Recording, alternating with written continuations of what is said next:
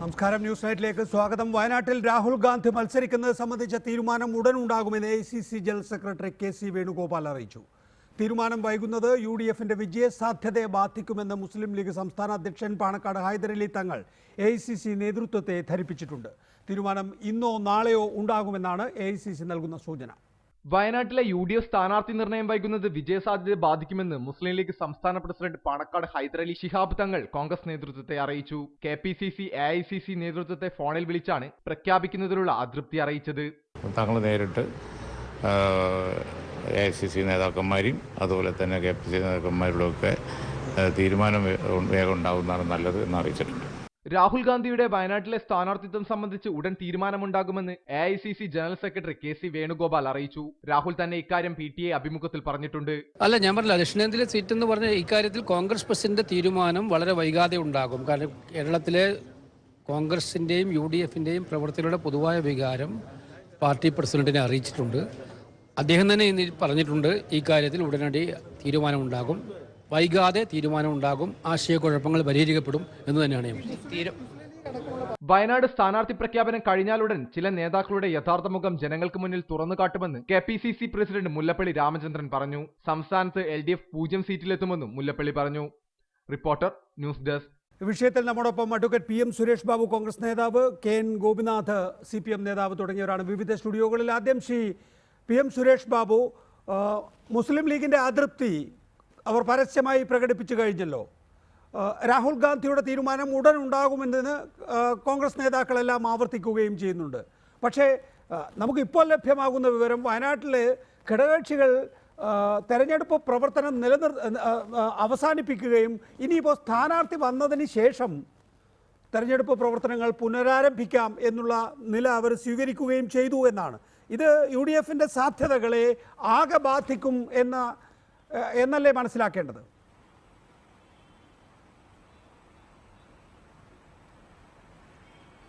അല്ല, അത്തരമൊരു തീരുമാനം ഘടകകക്ഷികളുടെ ഭാഗത്തു നിന്നുണ്ടായാൽ അത് UDFന്റെ സ്ഥാനാർത്ഥികളെ അല്ലെങ്കിൽ UDFന്റെ പ്രോസ്പെക്ട്സിനെ കേരളത്തിൽ മൊത്തം ബാധിക്കുമെന്ന നിരീക്ഷണത്തിനോട് ഞാൻ യോജിക്കുകയാണ്. പക്ഷേ സത്യം അങ്ങനെയില്ല. ഞങ്ങളിപ്പോഴും അതിനെക്കുറിച്ച് ആലോചന നടത്തിയിട്ടാണ് സ്റ്റുഡിയോയിലേക്ക് വരുന്നത് തന്നെ. അവിടെ അതൃപ്തിയുണ്ട്, അല്ലെങ്കിൽ പ്രയാസമുണ്ട്. ഒരു സ്ഥാനാർത്ഥി ആരായിരിക്കും ഞങ്ങളുടെ സ്ഥാനാർത്ഥി എന്ന കാര്യത്തെക്കുറിച്ച് അവർക്കൊരു ഒരു തീരുമാനമില്ലാതിരിക്കുന്നത് പ്രവർത്തനത്തെ ബാധിച്ചിട്ടുണ്ട് എന്നതും ഞങ്ങൾ സമ്മതിക്കുന്നു. പക്ഷേ ആരും പ്രവർത്തനം നിർത്തിവെച്ചിട്ടില്ല. പ്രവർത്തനത്തിന്റെ പ്രകടനപരമായ റോഡ് ഷോ തുടങ്ങിയിട്ടുള്ള പരിപാടികൾ നിർത്തിവെക്കുക എന്നുള്ളതൊഴിച്ച് വീടുകൾ കയറി ലീഫ്ലെറ്റ് കൊടുക്കുക, അതേപോലെ തന്നെ വോട്ടഭ്യർത്ഥിക്കുക തുടങ്ങിയ പരിപാടികൾ സാധാരണഗതിയിൽ UDFന്റെ ഭാഗത്തു നിന്ന് എങ്ങനെയൊക്കെ ഉണ്ടാകുന്നുവോ അങ്ങനെയൊക്കെ ഉണ്ടായിട്ടുണ്ട്, അല്ലെ ഉണ്ടാകുന്നുണ്ട്, തുടർന്നുകൊണ്ടിരിക്കുന്നുണ്ട്. ഈ ഘടകകക്ഷികൾക്കും കോൺഗ്രസ് പാർട്ടിക്കും ഒക്കെ ഈ കാര്യത്തിൽ ഒരു തീരുമാനം വരാത്തതിനോടുള്ള മനപ്രയാസമുണ്ട്. അതൊരു അതൃപ്തിയോ അതൊരു പൊട്ടിത്തെറിയിലേക്കോ ഇതുവരെ കടന്നിട്ടില്ല. അങ്ങനെ കടക്കുമെന്ന പ്രതീക്ഷയും എനിക്കില്ല. എന്തുകൊണ്ടാണ് രാഹുൽ ഗാന്ധിക്ക് ഇക്കാര്യത്തിൽ തീരുമാനം എടുക്കാതിരിക്കാൻ പറ്റുന്നത്? അല്ലെങ്കിൽ രാഹുൽ ഗാന്ധിക്ക് ഇങ്ങനെ ഒരു തീരുമാനം എടുക്കാൻ പറ്റാത്തത് എന്നുള്ളൊരു ചോദ്യം ഇവിടെ സമൂഹത്തിൽ ആകെ അവശേഷിക്കുന്നില്ലേ? ഇപ്പോൾ സംഘടനാ ചുമതലയുള്ള ജനറൽ സെക്രട്ടറി ശ്രീ KC വേണുഗോപാലിനോട് ഇന്നും മുംബൈയിൽ വെച്ച് മാധ്യമപ്രവർത്തകർ ചോദിച്ചു, എന്തായി വയനാട്ടിലെ കാര്യം, രാഹുൽ ഗാന്ധി ഇക്കാര്യത്തിൽ തീരുമാനമെടുത്തോ എന്ന്. രാഹുൽ ഗാന്ധിക്ക് മാത്രമാണ് അക്കാര്യത്തിൽ തീരുമാനമെടുക്കാൻ കഴിയുക എന്ന മറുപടിയാണ് KC വേണുഗോപാൽ നൽകുന്നത്. നമുക്ക് ഇവിടെ ഹൈക്കമാൻഡ് ഇല്ല, തെരഞ്ഞെടുപ്പ് സമിതിയില്ല, ഒരു വ്യക്തിക്ക് മാത്രമായി ആ തീരുമാനമെടുക്കാൻ വേണ്ടി ബാക്കി വെക്കുന്നു. ഇവിടെ മലബാറിലെ സീറ്റുകൾ ആകെ തന്നെയും ഒരുപക്ഷെ മരവിച്ച് നിൽക്കുന്ന വിധത്തിൽ രാഹുൽ ഗാന്ധിക്ക് ഇക്കാര്യത്തിൽ തീരുമാനമെടുക്കാൻ കഴിയാതെ പോകുന്നത് എന്തുകൊണ്ടാണ് അഡ്വക്കേറ്റ് സുരേഷ് ബാബു?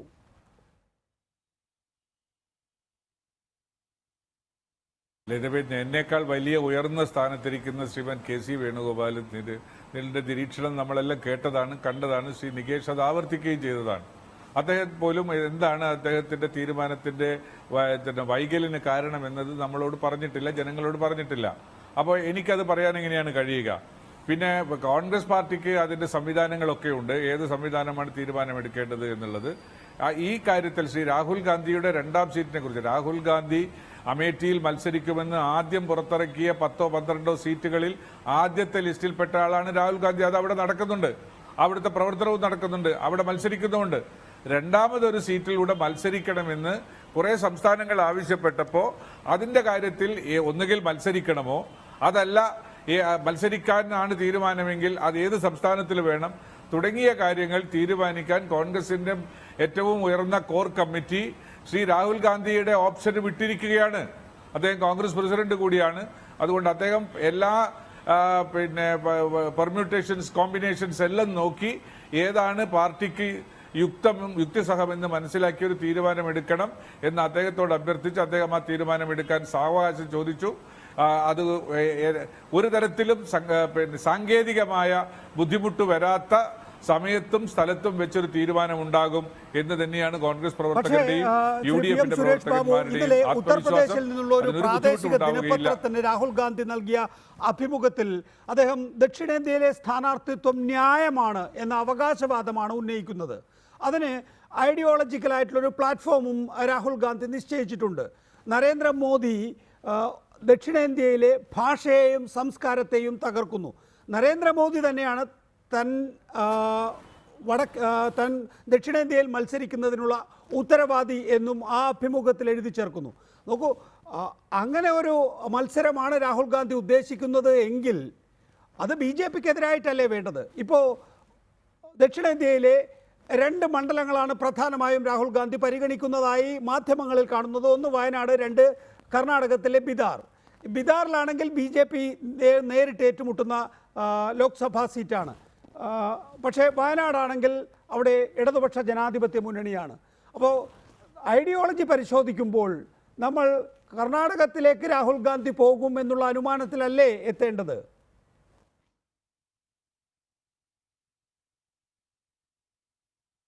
അങ്ങനെ ആവാം, നന്നാവുകയും അതായിരിക്കാം.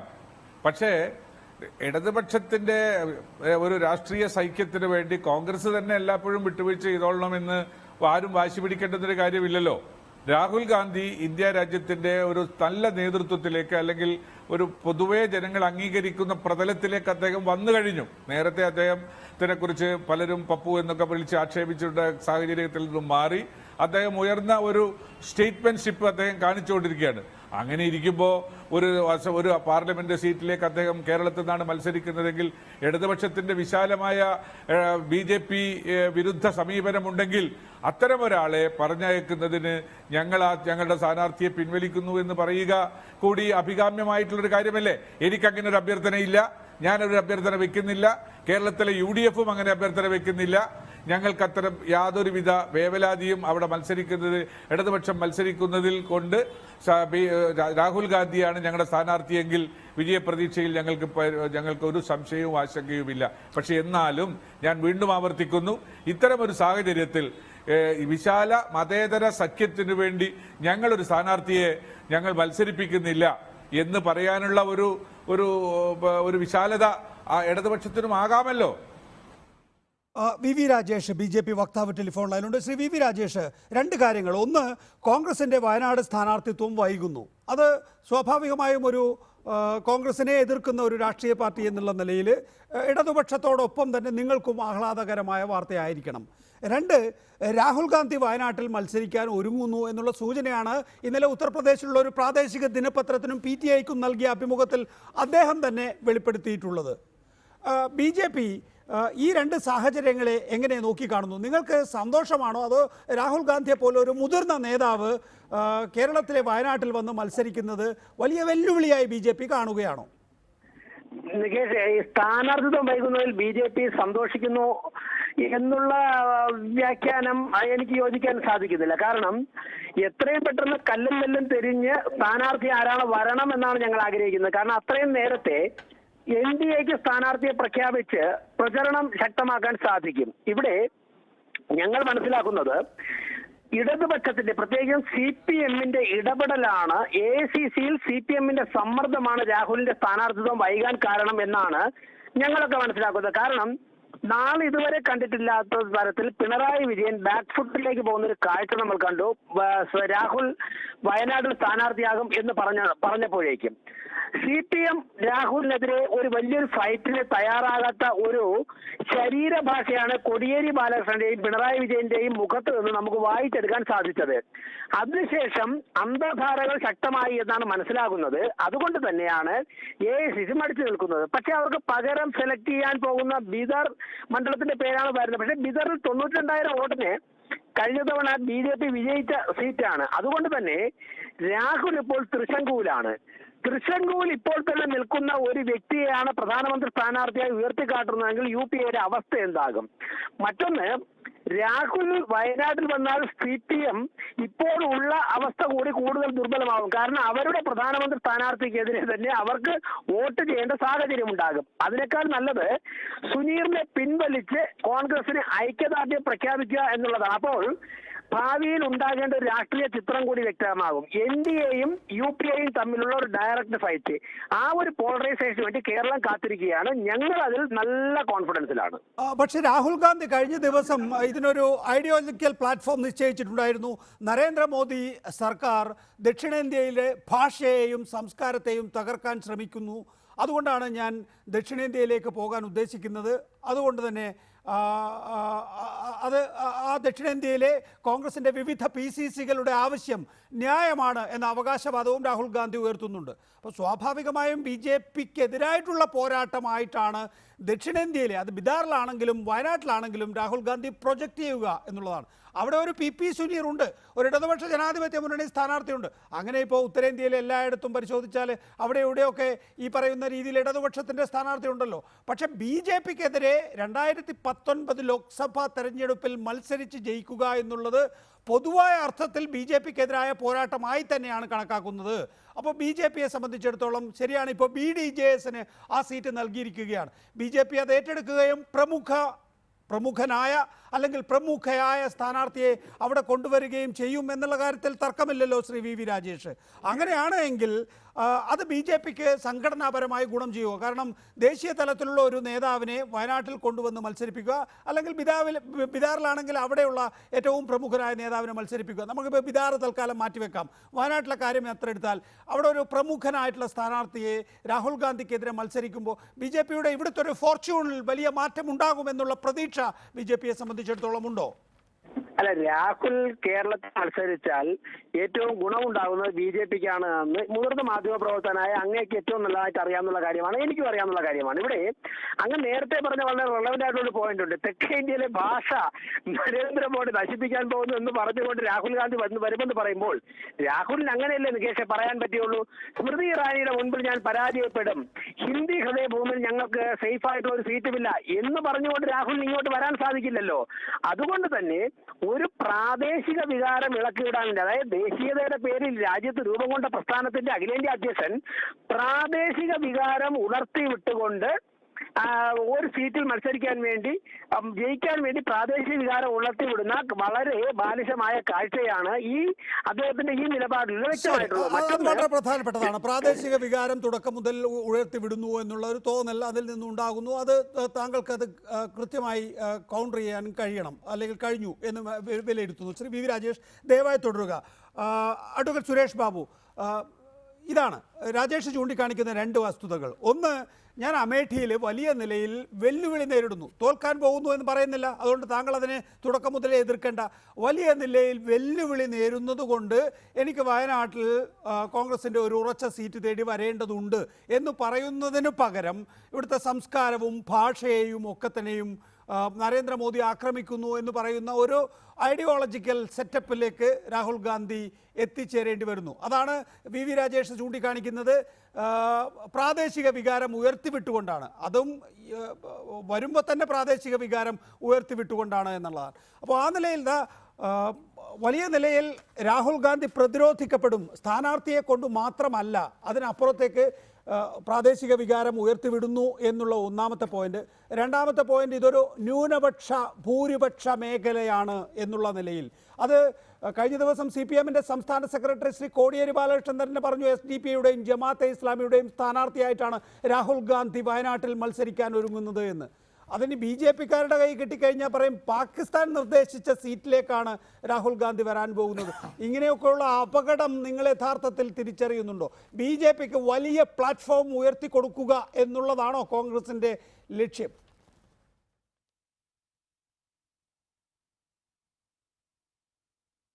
ഇത്രയൊക്കെ പിന്നെ ഒരു അബദ്ധജടിലമായ ഒരു വിശദീകരണം ഞാൻ താങ്കളിൽ നിന്ന് പ്രതീക്ഷിച്ചിട്ടില്ല.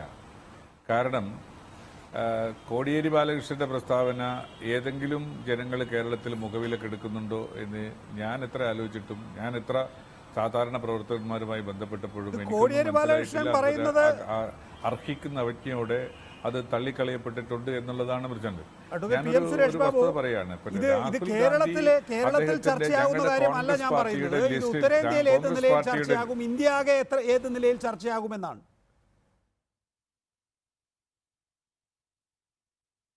അതിലേക്ക് ഞാൻ വരാം. ഞങ്ങള് കോൺഗ്രസ് പ്രസിഡന്റ് ആദ്യം റിലീസ് ചെയ്ത 12 സീറ്റുകളിൽ ആ ഒരു സീറ്റ് അമേഠിയാണ്, അതിൽ രാഹുൽ ഗാന്ധിയാണ് സ്ഥാനാർത്ഥി. അത് നേരത്തെ തന്നെ പറഞ്ഞതാണ്. ഇതാണ് പരാജയഭീതി എന്ന് പറയുന്നത്. ഇപ്പോഴോ ഇന്നലെയോ ഇന്നോ ആവുകയില്ലല്ലോ. പരാജയം നേരത്തെ തന്നെ കാണാമല്ലോ. അങ്ങനെയാണെങ്കിൽ ഞങ്ങൾ ആ സീറ്റിൽ അന്നേരം പ്രഖ്യാപിക്കണ്ടല്ലോ. ഞങ്ങൾ തന്നെ പ്രഖ്യാപിച്ചിട്ടുണ്ട് അവിടെ മത്സരം. റായ്ബറേലിയിൽ സോണിയാജിയും ഇവിടെ രാഹുൽജിയും മത്സരിക്കുക എന്നുള്ളത് ഞങ്ങൾ തന്നെ 2 ആഴ്ച മുമ്പ് പ്രഖ്യാപിച്ചിട്ടുള്ളതാണ്. അതുകൊണ്ട് ഒരു പരാജയ ഭീതി കൊണ്ട് ഇപ്പുറത്തേക്ക് പോയി എന്നുള്ള ഒരു വ്യാഖ്യാനം അവിടെ തന്നെ അത് തള്ളപ്പെടുകയാണ്. മറ്റൊന്നുള്ളത് ഞാൻ പറഞ്ഞല്ലോ, കർണാടകവും തമിഴ്നാടും കേരളവും ഒരുമിച്ച് ആവശ്യപ്പെട്ടപ്പോൾ അമേഠിയിൽ ശക്തമായ മത്സരത്തിനായി സ്മൃതി ഇറാനി വരുന്നു. എന്നാൽ രണ്ടാമത്തെ സീറ്റ് നമുക്ക് അങ്ങനെ കൈവിടാനാകില്ലല്ലോ. രണ്ടാമത്തെ സീറ്റ് ദക്ഷിണേന്ത്യയിൽ പരിശോധിക്കാം. അതിന് ഏറ്റവും ഉറച്ച സീറ്റ് എന്നുള്ള നിലയിലാണ് വയനാട് പരിശോധിച്ചത്. അതല്ലാതെ പരാജയഭീതി ഉണ്ടെങ്കിൽ പിന്നെ അമേഠിയിൽ മത്സരിക്കാതെ നേരെ വന്ന് വയനാട്ടിൽ മാത്രം മത്സരിക്കാമല്ലോ എന്ന് പറയുന്നത് തീർത്തും യുക്തിസഹമല്ല. ശ്രീ PM സുരേഷ് ബാബു അവിടെ മത്സരിച്ചുകൊണ്ട് തന്നെ, അവിടെ ജയിക്കാൻ വേണ്ടി പരമാവധി പ്രവർത്തിച്ചത് കൊണ്ട് തന്നെ, എന്നാൽ ഒരു മത്സരം ശക്തമായി ഉള്ള സ്ഥിതിക്ക് വയനാട് എന്ന 2ാം സീറ്റ്, അങ്ങനെയാണ് ഇന്ദിരാഗാന്ധി 2ാം സീറ്റ് പരിശോധിച്ചിട്ടുള്ളത്, അങ്ങനെയാണ് സോണിയാഗാന്ധി 2ാം സീറ്റ് പരിശോധിച്ചിട്ടുള്ളത്, അതുപോലെ തന്നെയാണ് രാഹുൽ ഗാന്ധിയും 2ാം സീറ്റ് പരിശോധിക്കുന്നതും.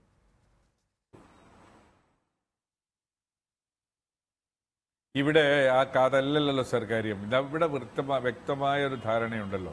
ഇതേ സ്മൃതി ഇറാനിയാണ് കഴിഞ്ഞ തവണയും അതിന്റെ മുമ്പത്തെ തവണയാണോ എന്നുള്ളത് എനിക്ക് ഓർമ്മയില്ല. പക്ഷേ എന്തായാലും കഴിഞ്ഞ തവണ ശ്രീ രാഹുൽ ഗാന്ധിയെ നേരിട്ടിട്ടുള്ളത് രാഹുൽ ഗാന്ധിക്ക് മുൻതൂക്കം ഉണ്ടായിരുന്നത്. അത് കഴിഞ്ഞതിന് ശേഷം 2017 അസംബ്ലി തെരഞ്ഞെടുപ്പ് വന്നു. അവിടെ കോൺഗ്രസ് തകർന്നു. ആ സാഹചര്യത്തിലാണ് 2019 രാഹുൽ ഗാന്ധി മത്സരിക്കാൻ ഒരുങ്ങുന്നത്.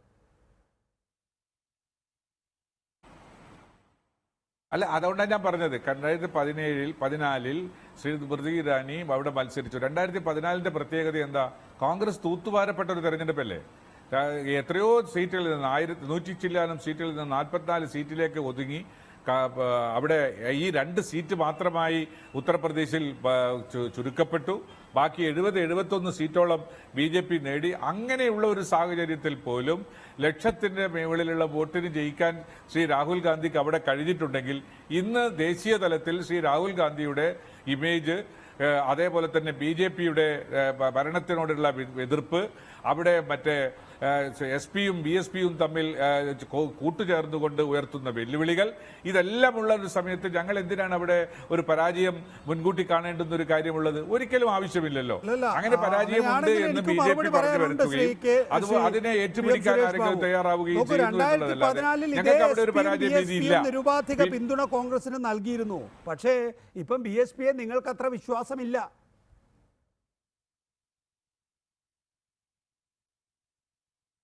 അല്ല, അത് കാലാകാലങ്ങളിൽ ഓരോരോ വസ്തുതകളും ഓരോരോ രാഷ്ട്രീയ തീരുമാനങ്ങളൊക്കെ ഉണ്ടാവുമല്ലോ. അതിന് അവിടെ എന്താണ്, ഏത് തരത്തിലാണ് അതിനെ പോകാൻ പോകുന്നത് നമുക്ക് അവിടുത്തെ തെരഞ്ഞെടുപ്പ് തീയതികളിലൂടെ നമുക്ക് മനസ്സിലാകും. അത് നികേഷിന് എന്തായാലും വ്യക്തമായി മനസ്സിലാക്കാൻ കഴിയും. കാരണം അങ്ങക്ക് അതിനൊക്കെ റൂട്ടുകൾ ഉണ്ടല്ലോ. അവിടെ ഏത് തരത്തിലുള്ള രാഷ്ട്രീയ ചുറ്റുപാടുകളാണ് രൂപപ്പെടാൻ പോകുന്നത് എന്ന് നമുക്ക് മനസ്സിലാക്കിയെടുക്കാൻ കഴിയും. ഞങ്ങൾ അവിടെ കംഫർട്ടബിൾ മെജോറിറ്റിയിൽ ജയിക്കുന്നു, റായ്ബറേലിയും ജയിക്കും. ഇപ്പോൾ കുറച്ച് കൂടുതൽ സീറ്റുകളിലേക്ക് ജയിക്കും. ഒപ്പം തന്നെ ഞങ്ങളുടെ വോട്ടിംഗ് പെർസെൻറ്റേജ് 10 മുകളിലേക്ക് 15 അടുക്കുന്ന വോട്ടിംഗ് പെർസെന്റിലേക്ക് ഞങ്ങൾ മാറും. ഉത്തർപ്രദേശിൽ ഞങ്ങൾ റിവൈവലിന്റെ ഭാഗത്താണ്, റിവൈവലിൽ നിൽക്കുകയാണ്. ഇങ്ങനെ നിരവധി രാഷ്ട്രീയങ്ങളുണ്ട്. ആ രാഷ്ട്രീയം മുഴുവൻ ഞാനിവിടെ ഇപ്പോൾ വിശദീകരിക്കാൻ ആഗ്രഹിക്കുന്നില്ല. അതേ സമയത്താണ് നേരത്തെ പ്രധാനമന്ത്രി സ്ഥാനാർത്ഥികൾ ഇതര സീറ്റുകളിൽ കൂടി 2 സീറ്റുകളിൽ മാത്രം കോൺഗ്രസ് ജയിച്ചു. 2017 നിയമസഭാ തെരഞ്ഞെടുപ്പിൽ സമാജ്വാദി പാർട്ടിയുമായി സഖ്യം ചേർന്ന് മത്സരിച്ചിട്ട് പോലും കോൺഗ്രസ് തകർന്നു. അവിടെ 5 or 6 സീറ്റുകൾ മാത്രമാണ് സമാജ്വാദി പാർട്ടിയുമായി ചേർന്നിട്ട് പോലും കോൺഗ്രസിന് ആകെ ലഭിച്ചിട്ടുള്ളത്. ഇനി അത് കഴിഞ്ഞതിന് ശേഷം സമാജ്വാദി പാർട്ടിയും BSPയും ചേർന്നുകൊണ്ട് അവിടെ BJPക്കെതിരായിട്ടുള്ള ഒരു ഗഡ്ബന്ധൻ രൂപീകരിച്ച് മത്സരിച്ചപ്പോൾ കോൺഗ്രസും അവിടെ മത്സരിച്ചിരുന്നു. കോൺഗ്രസിന് 10,000-ഉം 15,000-ഉം വോട്ടാണ് കിട്ടിയിട്ടുള്ളത്. ഇപ്പോൾ 2019 ഒരുപക്ഷെ സ്ഥിതിവിശേഷം മാറിയിട്ടുണ്ടാകാം. ആ പ്രതീക്ഷയ്ക്കൊപ്പം ഞാനും നിൽക്കുന്നു. പക്ഷെ അത് വെറും പ്രതീക്ഷ മാത്രമാണ്. നമുക്ക് തെരഞ്ഞെടുപ്പിൽ എവിടെയെങ്കിലും ആ നിലയിലുള്ള കണക്ക് ലഭ്യമല്ല. ഏതാനും മാസങ്ങൾക്ക് മുൻപാണ് അവിടെ ഗോരഖ്പൂരിലും ഫുൽപൂരിലും ഒക്കെ തന്നെയും ലോക്സഭാ ഉപതെരഞ്ഞെടുപ്പ് നടന്നത്. ആ ഉപതെരഞ്ഞെടുപ്പുകളിൽ പോലും കിട്ടിയ വോട്ടാണ് ഞാൻ പറഞ്ഞത് 10,000-ഉം 15,000-ഉം 30,000-ഉം ഒക്കെ എന്നുള്ളത്. ഞാൻ മടങ്ങിയെത്താം. ശ്രീ KN ഗോപിനാഥ്, ഞാൻ നേരത്തെ ചൂണ്ടിക്കാണിച്ച കോടിയേരി ബാലകൃഷ്ണൻ്റെ സ്റ്റേറ്റ്മെൻ്റ് ഉണ്ടല്ലോ, അപകടകരമായ സ്റ്റേറ്റ്മെൻ്റ് ആണ് എന്നുള്ള കാര്യത്തിൽ ശ്രീ ഗോപിനാഥ് താങ്കൾ തർക്കിക്കുമോ? SDPIയുടെയും ജമാഅത്തെ ഇസ്ലാമിയുടെയും സ്ഥാനാർത്ഥിയായിട്ടാണ് രാഹുൽ ഗാന്ധി വയനാട്ടിൽ മത്സരിക്കാൻ വരുന്നത് എന്ന് കോടിയേരി ബാലകൃഷ്ണൻ പറഞ്ഞു കിട്ടിയാൽ ഉത്തരേന്ത്യയിലാകെ അത് പ്രചരിപ്പിക്കാൻ BJPക്ക് കഴിയും. BJP പ്രചരിപ്പിക്കാൻ പോകുന്നത് SDPIയുടെ സ്ഥാനാർത്ഥി എന്നുള്ള നിലയിലല്ല, ജമാഅത്തെ ഇസ്ലാമിയുടെ സ്ഥാനാർത്ഥി എന്നുള്ള നിലയിലല്ല, പാകിസ്ഥാൻ്റെ സ്ഥാനാർത്ഥി എന്നുള്ള നിലയിലായിരിക്കും. എന്തിനാണ് നിങ്ങൾ ഇവിടെ ഒരു സ്ഥാനാർത്ഥിയുടെ തോൽവി ജയം എന്നിവ ഉറപ്പുവരുത്തുന്നതിന് വേണ്ടി ഇത്രയും അപകടകരമായ രാഷ്ട്രീയം പ്രചരിപ്പിക്കുന്നത്? അല്ല, കോടിയേരിയുടെ പ്രസ്താവന അതിനകത്ത് നല്ല തികഞ്ഞ രാഷ്ട്രീയ നിലപാട് തന്നെയാണ്. ഇവിടെ SDPI അതുപോലെ ജമാഅത്തെ ഇസ്ലാം, SDPI ഇപ്രാവശ്യം കേരളത്തിൽ പ്രത്യേക സ്ഥാനാർത്ഥികളെ നിർത്തുന്നുണ്ട് പല സ്ഥലത്തും. ഞാൻ വയനാട്ടിലെ പ്രത്യേക സ്ഥാനാർത്ഥി ഉണ്ടോ എന്ന് എനിക്കറിയില്ല. ജമാഅത്തെ ഇസ്ലാമി വളരെ നേരത്തെ തന്നെ ഇപ്രാവശ്യം കോൺഗ്രസിന് പിന്തുണ കൊടുക്കുക. ഇടതുപക്ഷത്തിനും ജമാഅത്തെ ഇസ്ലാമി പല തെരഞ്ഞെടുപ്പുകളിലും നിരുപാധിക പിന്തുണ കൊടുത്തിട്ടുണ്ട്. അല്ല, വളരെ കാലകൂട്ടി പിന്തുണ കൊടുക്കുന്നത് വയനാട്ടിൽ ആ പിന്തുണ ഇല്ല എന്ന് പറഞ്ഞിട്ടില്ല. അതുകൊണ്ടാണ് പറഞ്ഞത്. അതുകൊണ്ടാണ് അതിനകത്ത് കൃത്യമായ വ്യക്തത തരൂ. ഇടതുപക്ഷ ജനാധിപത്യ മുന്നണിക്ക് ഈ SDPI ആയിക്കൊള്ളട്ടെ, ഈ ജമാഅത്തെ ഇസ്ലാമി ആയിക്കൊള്ളട്ടെ, നിരവധി തെരഞ്ഞെടുപ്പുകളിൽ നിരുപാധിക പിന്തുണ കൊടുത്തിട്ടുണ്ട്. അപ്പോൾ ഇടതുപക്ഷ ജനാധിപത്യ മുന്നണി എന്താ പറയുക, ഞങ്ങൾ ചോദിച്ചിട്ടൊന്നുമല്ല അവർ പിന്തുണ നൽകിയിട്ടുള്ളത് എന്ന്. ഇപ്പോൾ UDFന് അവർ പിന്തുണ നൽകുന്നത് അവർ ചോദിച്ചിട്ടില്ല. പിന്നെ എങ്ങനെയാണ് രാഹുൽ ഗാന്ധി ജമാഅത്തെ ഇസ്ലാമിയുടെയും SDPIയുടെയും സ്ഥാനാർത്ഥി എന്ന നിലയിൽ വിലയിരുത്തൽ നടത്തുക? അല്ല, ഞങ്ങൾക്ക് ഇടതുപക്ഷത്തിന് മതന്യൂനപക്ഷങ്ങളിൽ നിന്ന് നല്ല വിധത്തിൽ പിന്തുണ ഇതിനു മുമ്പും കിട്ടിയിട്ടുണ്ട്, ഇപ്രാവശ്യം കിട്ടുമെന്നുള്ള പ്രതീക്ഷ തന്നെയാണ് ഞങ്ങൾ നിൽക്കുന്നത്. പക്ഷേ പ്രത്യേക സംഘടനകളെന്നുള്ള നിലയിൽ 2 മതന്യൂനപക്ഷങ്ങളുടെ വളരെ വൈകാരികമായിട്ടുള്ള അല്ലെങ്കിൽ വളരെ വിഭാഗീയമായ നിലപാടുകളുള്ള സംഘടന വളരെ പരസ്യമായി തന്നെ കോൺഗ്രസിന് വോട്ട് ചെയ്യുന്നു എന്ന് പറഞ്ഞാൽ കേരളത്തിനകത്ത് അവർ ഇടതുപക്ഷത്തെ ദുർബലപ്പെടുത്താൻ ശ്രമിക്കുന്നു എന്നാണ്. അതിൻ്റെ അതേ നിലപാടുകളോട് കേരളത്തിലെ മതന്യൂനപക്ഷങ്ങൾ, പ്രത്യേകിച്ച് മുസ്ലിം ജനവിഭാഗങ്ങൾ മൊത്തത്തിൽ അതിനെ പിന്തുണയ്ക്കുമെന്നൊന്നും ഞങ്ങൾ കണക്കാക്കുന്നില്ല. എന്റെ ചോദ്യം ഇതായിരുന്നു, രാഹുൽ ഗാന്ധി വരുന്നത് നിങ്ങൾക്ക് ഇഷ്ടപ്പെട്ടിട്ടില്ല, അതിന്റെ സന്ദേശം എന്താണ് എന്നുള്ള ഒരു കൃത്യമായ ചോദ്യം പിണറായി വിജയന്റെ ഭാഗത്തു നിന്നുണ്ടായി. അതിൽ അവര് ആലോചനകൾ നടത്തുകയാണ്. ശരിയാണല്ലോ. അതെ, അതവിടെ നിൽക്കട്ടെ. അതൊരു വേറെ രാഷ്ട്രീയമാണ് പിണറായി വിജയൻ പറഞ്ഞത്. പക്ഷേ സംസ്ഥാന സെക്രട്ടറി കോടിയേരി ബാലകൃഷ്ണൻ പറയുന്നത് SDPIയുടെ സ്ഥാനാർത്ഥി, ഇത് ജമാഅത്തെ ഇസ്ലാമിയുടെ സ്ഥാനാർത്ഥിയായിട്ടാണ് രാഹുൽ ഗാന്ധി വരുന്നത് എന്നാണ്. ഇത് BJPയെ പ്രകോപിപ്പിക്കും. BJPക്ക് ഇവിടെ CPM തന്നെ പറയുന്നു, അതായത് കോൺഗ്രസിൻ്റെ ദേശീയ തലത്തിലെ ഏറ്റവും ഉറച്ച സുഹൃത്തായിട്ടുള്ള CPM തന്നെ അങ്ങനെ പറയുമ്പോൾ അവർക്കതിനെ പാകിസ്ഥാൻ സ്ഥാനാർത്ഥിയായി വിശേഷിപ്പിക്കാൻ കഴിയും. അല്ല, ദേശീയ തലത്തിൽ BJP കോൺഗ്രസിനെ പ്രകോപിപ്പിക്കാൻ വേണ്ടിയുള്ള എല്ലാ അടവുകളും നോക്കും എന്നുള്ള കാര്യത്തിൽ യാതൊരു സംശയവുമില്ല. അതിന് കോടിയേരിയുടെ പ്രസ്താവനയെ ഒരു ഉപയോഗപ്പെടുത്തേണ്ട കാര്യമില്ല. കോടിയേരി അങ്ങനെ BJPക്ക് ഉപയോഗിക്കാൻ കഴിയുന്ന വിധത്തിൽ കോൺഗ്രസിനെതിരെ ഒരു പ്രസ്താവനയും പറഞ്ഞതായിട്ട് നികേഷ് പറയുന്നു എന്നുള്ളതല്ലാതെ എനിക്കതിനകത്ത് ആ നിലയിൽ കാണാൻ കഴിയുന്നില്ല. ആ നിലയിൽ കാണാൻ കോടിയേരി പറഞ്ഞത് എൻ്റെ മനസ്സിലുണ്ടെന്ന്. കോടിയേരി പറഞ്ഞ് നമ്മളെല്ലാവരും കേട്ടതാണല്ലോ, വാർത്താമാധ്യമങ്ങളിൽ വന്നതാണ്. കേരളത്തിനകത്ത് പ്രത്യേകിച്ച് കോൺഗ്രസ് പാർട്ടി ചില സ്ഥലത്ത്, കോടിയേരി തന്നെ ആദ്യം പറഞ്ഞല്ലോ, ഞങ്ങൾ കണ്ടതാണല്ലോ, 5ഓളം സ്ഥലങ്ങളിൽ ദുർബലരായിട്ടുള്ള സ്ഥാനാർത്ഥിയെ BJP നിർത്തുന്നത് എന്തുകൊണ്ടാണ്? അല്ല, അതുപോലെ തന്നെ ഇപ്പൊ നേരത്തെ നേരത്തെ രാജേഷ് വന്നപ്പോൾ എനിക്ക് കൗതുകം തോന്നി. ഏതാണ്ട് രാഹുൽ ഗാന്ധിയെ ഫലപ്രദമായി എതിർക്കാൻ നേരിട്ടുള്ളൊരു ഫൈറ്റ് കിട്ടാൻ കഴിയണ വിധത്തിലേക്ക് രാഹുൽ ഗാന്ധിയാണെന്ന് അറിഞ്ഞാൽ വളരെ കോമ്പീറ്റൻ്റ് ആയിട്ടുള്ള BJPക്ക് കിട്ടാവുന്ന ഏറ്റവും വലിയൊരു സ്ഥാനാർത്ഥി അവിടെ മത്സരിപ്പിക്കുന്നു പറയണതൊക്കെ വെറും തെറ്റിദ്ധാരണ സംബന്ധിച്ചിടത്തോളം BJPയെ സംബന്ധിച്ചിടത്തോളം VV രാജേഷ് പറയുന്നത് നമുക്കെല്ലാവർക്കും അറിയാമല്ലോ, അത് കോൺഗ്രസിനേക്കാൾ കൂടുതൽ ഉപകാരപ്പെടുക BJPക്കാണ്. BJPക്ക് കേരളത്തിലെ അവരുടെ സംഘടനാ സംവിധാനം ഒന്ന് മെച്ചപ്പെടുത്തിയെടുക്കാൻ കഴിയും. ഇവിടെ നിന്ന് രാഹുൽ ഗാന്ധിക്കെതിരെ ഒരു ശക്തനായ സ്ഥാനാർത്ഥിയെ നിർത്തി ഒരു മത്സരം സൃഷ്ടിക്കാൻ കഴിയും. 99 എങ്ങനെയാണോ സുഷമ സ്വരാജ് സോണിയാഗാന്ധിക്കെതിരെ മത്സരിപ്പിച്ച് കർണാടകത്തെ ഒന്ന് പൊക്കിയെടുത്തത്, അതേപോലുള്ളൊരു പോരാട്ടത്തിന് സഹായകരമാകുന്ന നിങ്ങളെന്തിനാണ് അതിനെ പറയുന്നത്? രാഹുൽ ഗാന്ധി മത്സരിപ്പിച്ച് ഇവിടെ ഇടതുപക്ഷത്തിനെതിരായിട്ടുള്ള സ്ഥാനാർത്ഥിയായി രാഹുൽ ഗാന്ധി വരിക, എന്നിട്ട് BJPക്ക് സ്പേസ് ഉണ്ടാക്കി കൊടുക്കുക. അതിനു വേണ്ടിയിട്ട് കോൺഗ്രസും BJPയും തമ്മിലുള്ള ഒത്തുകളിയാണ് ഇതെന്നല്ലേ ശ്രീ കെ എൻ ഗോപിനാഥ്? ഒരിക്കലുമല്ല. സോണിയാഗാന്ധിക്കെതിരെ സുഷമ സ്വരാജ് മത്സരിക്കുന്നുണ്ട്. ആ നിലയിൽ നേരിട്ട് പോയി ഇപ്രാവശ്യം തന്നെ തെരഞ്ഞെടുപ്പിൽ BJPയും കോൺഗ്രസും തമ്മിൽ നേരിട്ട് 100ഓളം സീറ്റുകളിൽ മത്സരിക്കുന്നുണ്ടല്ലോ. അതൊക്കെ ചെയ്യും, ശക്തന്മാരെ അവർ കൊണ്ടുവരും, തർക്കമൊന്നുമില്ല. പക്ഷെ കേരളത്തിൽ അവരുടെ ടാർഗറ്റ്, കോൺഗ്രസിൻ്റെയും BJPയുടെയും ടാർഗറ്റ് CPIM അടക്കമുള്ള ഇടതുപക്ഷ പാർട്ടികളാണ്. അതുകൊണ്ടാണല്ലോ നേരത്തെ രാജേഷ് വളരെ പെട്ടെന്ന് അവിടെ വയനാട്ടിൽ സുരേഷ് ബാബുവിൻ്റെ വിശദീകരണത്തിന് മറുപടി പറഞ്ഞേരം അദ്ദേഹം നേരെ പിണറായി വിജയനിലേക്കും കോടിയേരിയിലേക്കും കടന്ന് CPIM ആണ് ഏതാണ്ട് രാഹുൽ ഗാന്ധിയെ മത്സരിപ്പിക്കാൻ തടസ്സം നിൽക്കുന്നത് എന്ന് പറഞ്ഞല്ലോ. മുല്ലപ്പള്ളി രാമചന്ദ്രൻ കഴിഞ്ഞ ദിവസം അത് പറയണത് കേട്ടു.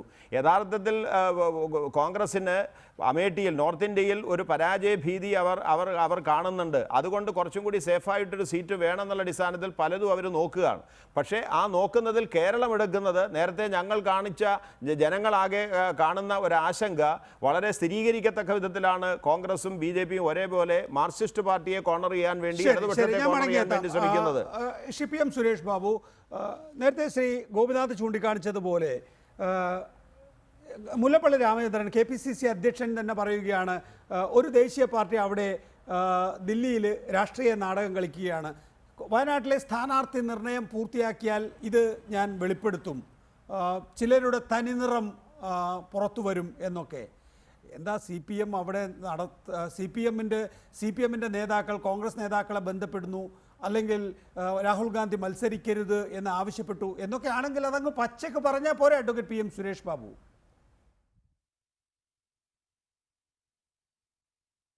എനിക്ക് പറയേണ്ട ഒരു സമയം വരുമല്ലോ. എല്ലാ സംഗതിയും പെട്ടെന്ന് ഏതൊക്കെ സമയത്ത് എങ്ങനെയൊക്കെ പറയണമെന്നത് രാഷ്ട്രീയ നേതൃത്വത്തിന് അറിയാമല്ലോ. അതുകൊണ്ട് പച്ചയ്ക്ക് പറയാനുള്ളൊരു സമയം വരുമ്പോൾ അത് അത്തരം കാര്യങ്ങൾ പച്ചയ്ക്ക് പറയും. ഞാൻ ഈ പറയുന്നത് CPM ആണ് എന്നൊന്നും ഞാൻ പറയാൻ ആഗ്രഹിക്കുന്നില്ല. CPM സമ്മർദ്ദം ചെലുത്തുന്നു എന്ന് പറയാൻ ആഗ്രഹിക്കുന്നില്ല. അങ്ങനെ ഒരു സമ്മർദ്ദം ഒരു രാഷ്ട്രീയ പാർട്ടി മറ്റൊരു രാഷ്ട്രീയ പാർട്ടിയിൽ ചെലുത്തുമെന്ന് ഞാൻ വിശ്വസിക്കുന്നില്ല. അത് കോൺഗ്രസ് ആഗ്രഹ സമ്മർദ്ദത്തിന് വഴങ്ങുമെന്നും CPM പോലെ ഒരു പാർട്ടി അങ്ങോട്ട് ഞാൻ പറയാൻ ഉദ്ദേശിക്കുന്നില്ല. ഞാൻ അതിനോട് യോജിക്കുന്നില്ല. പാർട്ടിയുടെ സ്ഥാനാർത്ഥികൾ ആരായിരിക്കണം? നിങ്ങളുടെ പ്രധാനമന്ത്രി സ്ഥാനാർത്ഥിയുടെ മണ്ഡലം ഏതായിരിക്കണം എന്ന് നിങ്ങൾക്ക് തീരുമാനിക്കാൻ കഴിയുന്നില്ല. മറ്റ് രാഷ്ട്രീയ പാർട്ടികളാണ് അതിൽ തീരുമാനമെടുക്കുന്നതെന്ന് പറഞ്ഞാൽ ആർക്കാണ് മോശം?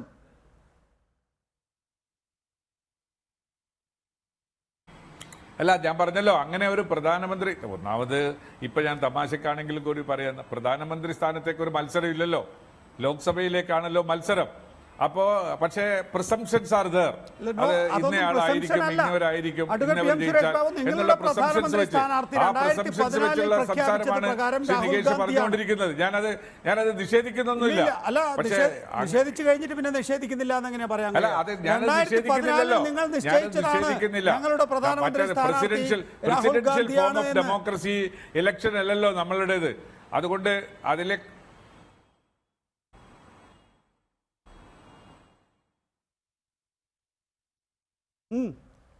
PM സുരേഷ് ബാബു തുടർന്നോളൂ. ഇനി അത് പ്രധാനമന്ത്രി സ്ഥാനാർത്ഥിയുടെ കാര്യത്തിൽ തർക്കം വേണ്ട. 2014 നിങ്ങൾ കൃത്യമായി പറഞ്ഞു കഴിഞ്ഞതാണത്.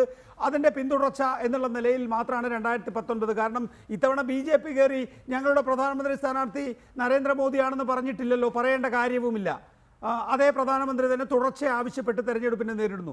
എന്നതുപോലെ തന്നെ രാഹുൽ ഗാന്ധിയെ സംബന്ധിച്ചിടത്തോളം 2014 രാഹുൽ ഗാന്ധിയുടെ നേതൃത്വത്തിൽ തെരഞ്ഞെടുപ്പ് നടത്തുകയും വൻ പരാജയം ഏറ്റുവാങ്ങുകയും ചെയ്തു. അതിൻ്റെ തുടർച്ച എന്നുള്ള നിലയിൽ ഒരു വിജയത്തിലേക്ക് ഇതാ വീണ്ടും പ്രധാനമന്ത്രി സ്ഥാനാർത്ഥിയായി മുന്നോട്ട് പോവുകയാണ്. ഇനി കൂടുതൽ തെളിവ് വേണമെങ്കിൽ കാലിഫോർണിയയിൽ കോളേജ് വിദ്യാർത്ഥികളുമായിട്ടുള്ള ചാറ്റിൽ രാഹുൽ ഗാന്ധിയോട് ഈ ചോദ്യം ഞാൻ പ്രധാനമന്ത്രിയാകാൻ തയ്യാറാണ് എന്നുള്ള മറുപടി അദ്ദേഹം നൽകുന്നു. പിന്നീട് ബാംഗ്ലൂരിൽ വന്നിട്ടും അത് ആവർത്തിക്കുന്നു. അപ്പോൾ പ്രധാനമന്ത്രി സ്ഥാനാർത്ഥി തന്നെയാണ്. അതിൽ നമ്മൾ വലിയ നിലയിൽ തർക്കിക്കുന്നില്ല. മുന്നോട്ട് പോകാം താങ്കൾക്ക്.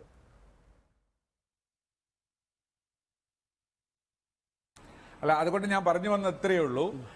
ഞങ്ങളെ സംബന്ധിച്ചിടത്തോളം മറ്റൊരു പാർട്ടി ഇവിടെ സമ്മർദ്ദം നടത്തുകയും സമ്മർദ്ദം നടത്തിയാൽ അതിൽ വഴങ്ങുകയും ചെയ്യുമെന്നുള്ള ഒരു പ്രിസംഷനിലേക്ക് നമ്മൾ പോകാതിരിക്കുക. ഞാൻ കേരളത്തിലെ ഒരു തുറന്ന സംഘടനത്തിലേക്ക് പോകാൻ ഒരു വ്യക്തി എന്നുള്ള നിലയ്ക്ക് ഞാൻ തയ്യാറല്ല. അതുകൊണ്ടാണ് ഞാൻ പറയുന്നത്. കാരണം ഇന്ത്യയിലെ ഇന്നത്തെ പ്രധാനപ്പെട്ട രാഷ്ട്രീയ ശക്തിയെ പരാജയപ്പെടേണ്ടുന്ന ആശങ്കയാണ്. നിങ്ങളുടെ പാർട്ടി അധ്യക്ഷൻ മുല്ലപ്പള്ളി രാമചന്ദ്രൻ പറയുന്നു രാഹുൽ ഗാന്ധിയുടെ സ്ഥാനാർത്ഥിത്വം വൈകുന്നത് ദില്ലിയിലെ ചില ദേശീയ പാർട്ടികൾ നാടകം കളിക്കുന്നത് കൊണ്ടാണ്. അത് ഞാൻ ഈ സ്ഥാനാർത്ഥിയെ പ്രഖ്യാപിച്ചത് കഴിഞ്ഞതിന് ശേഷം വെളിപ്പെടുത്തുമെന്ന്. എൻ്റെ ചോദ്യം ഇത്രയേ ഉള്ളൂ. കോൺഗ്രസിൻ്റെ പ്രധാനമന്ത്രി സ്ഥാനാർത്ഥിയെ മറ്റു പാർട്ടികളാണോ നിശ്ചയിക്കേണ്ടത്? അത് തീരുമാനിക്കാൻ പോലും നിങ്ങളുടെ പാർട്ടിക്ക് ആകുന്നില്ലേ?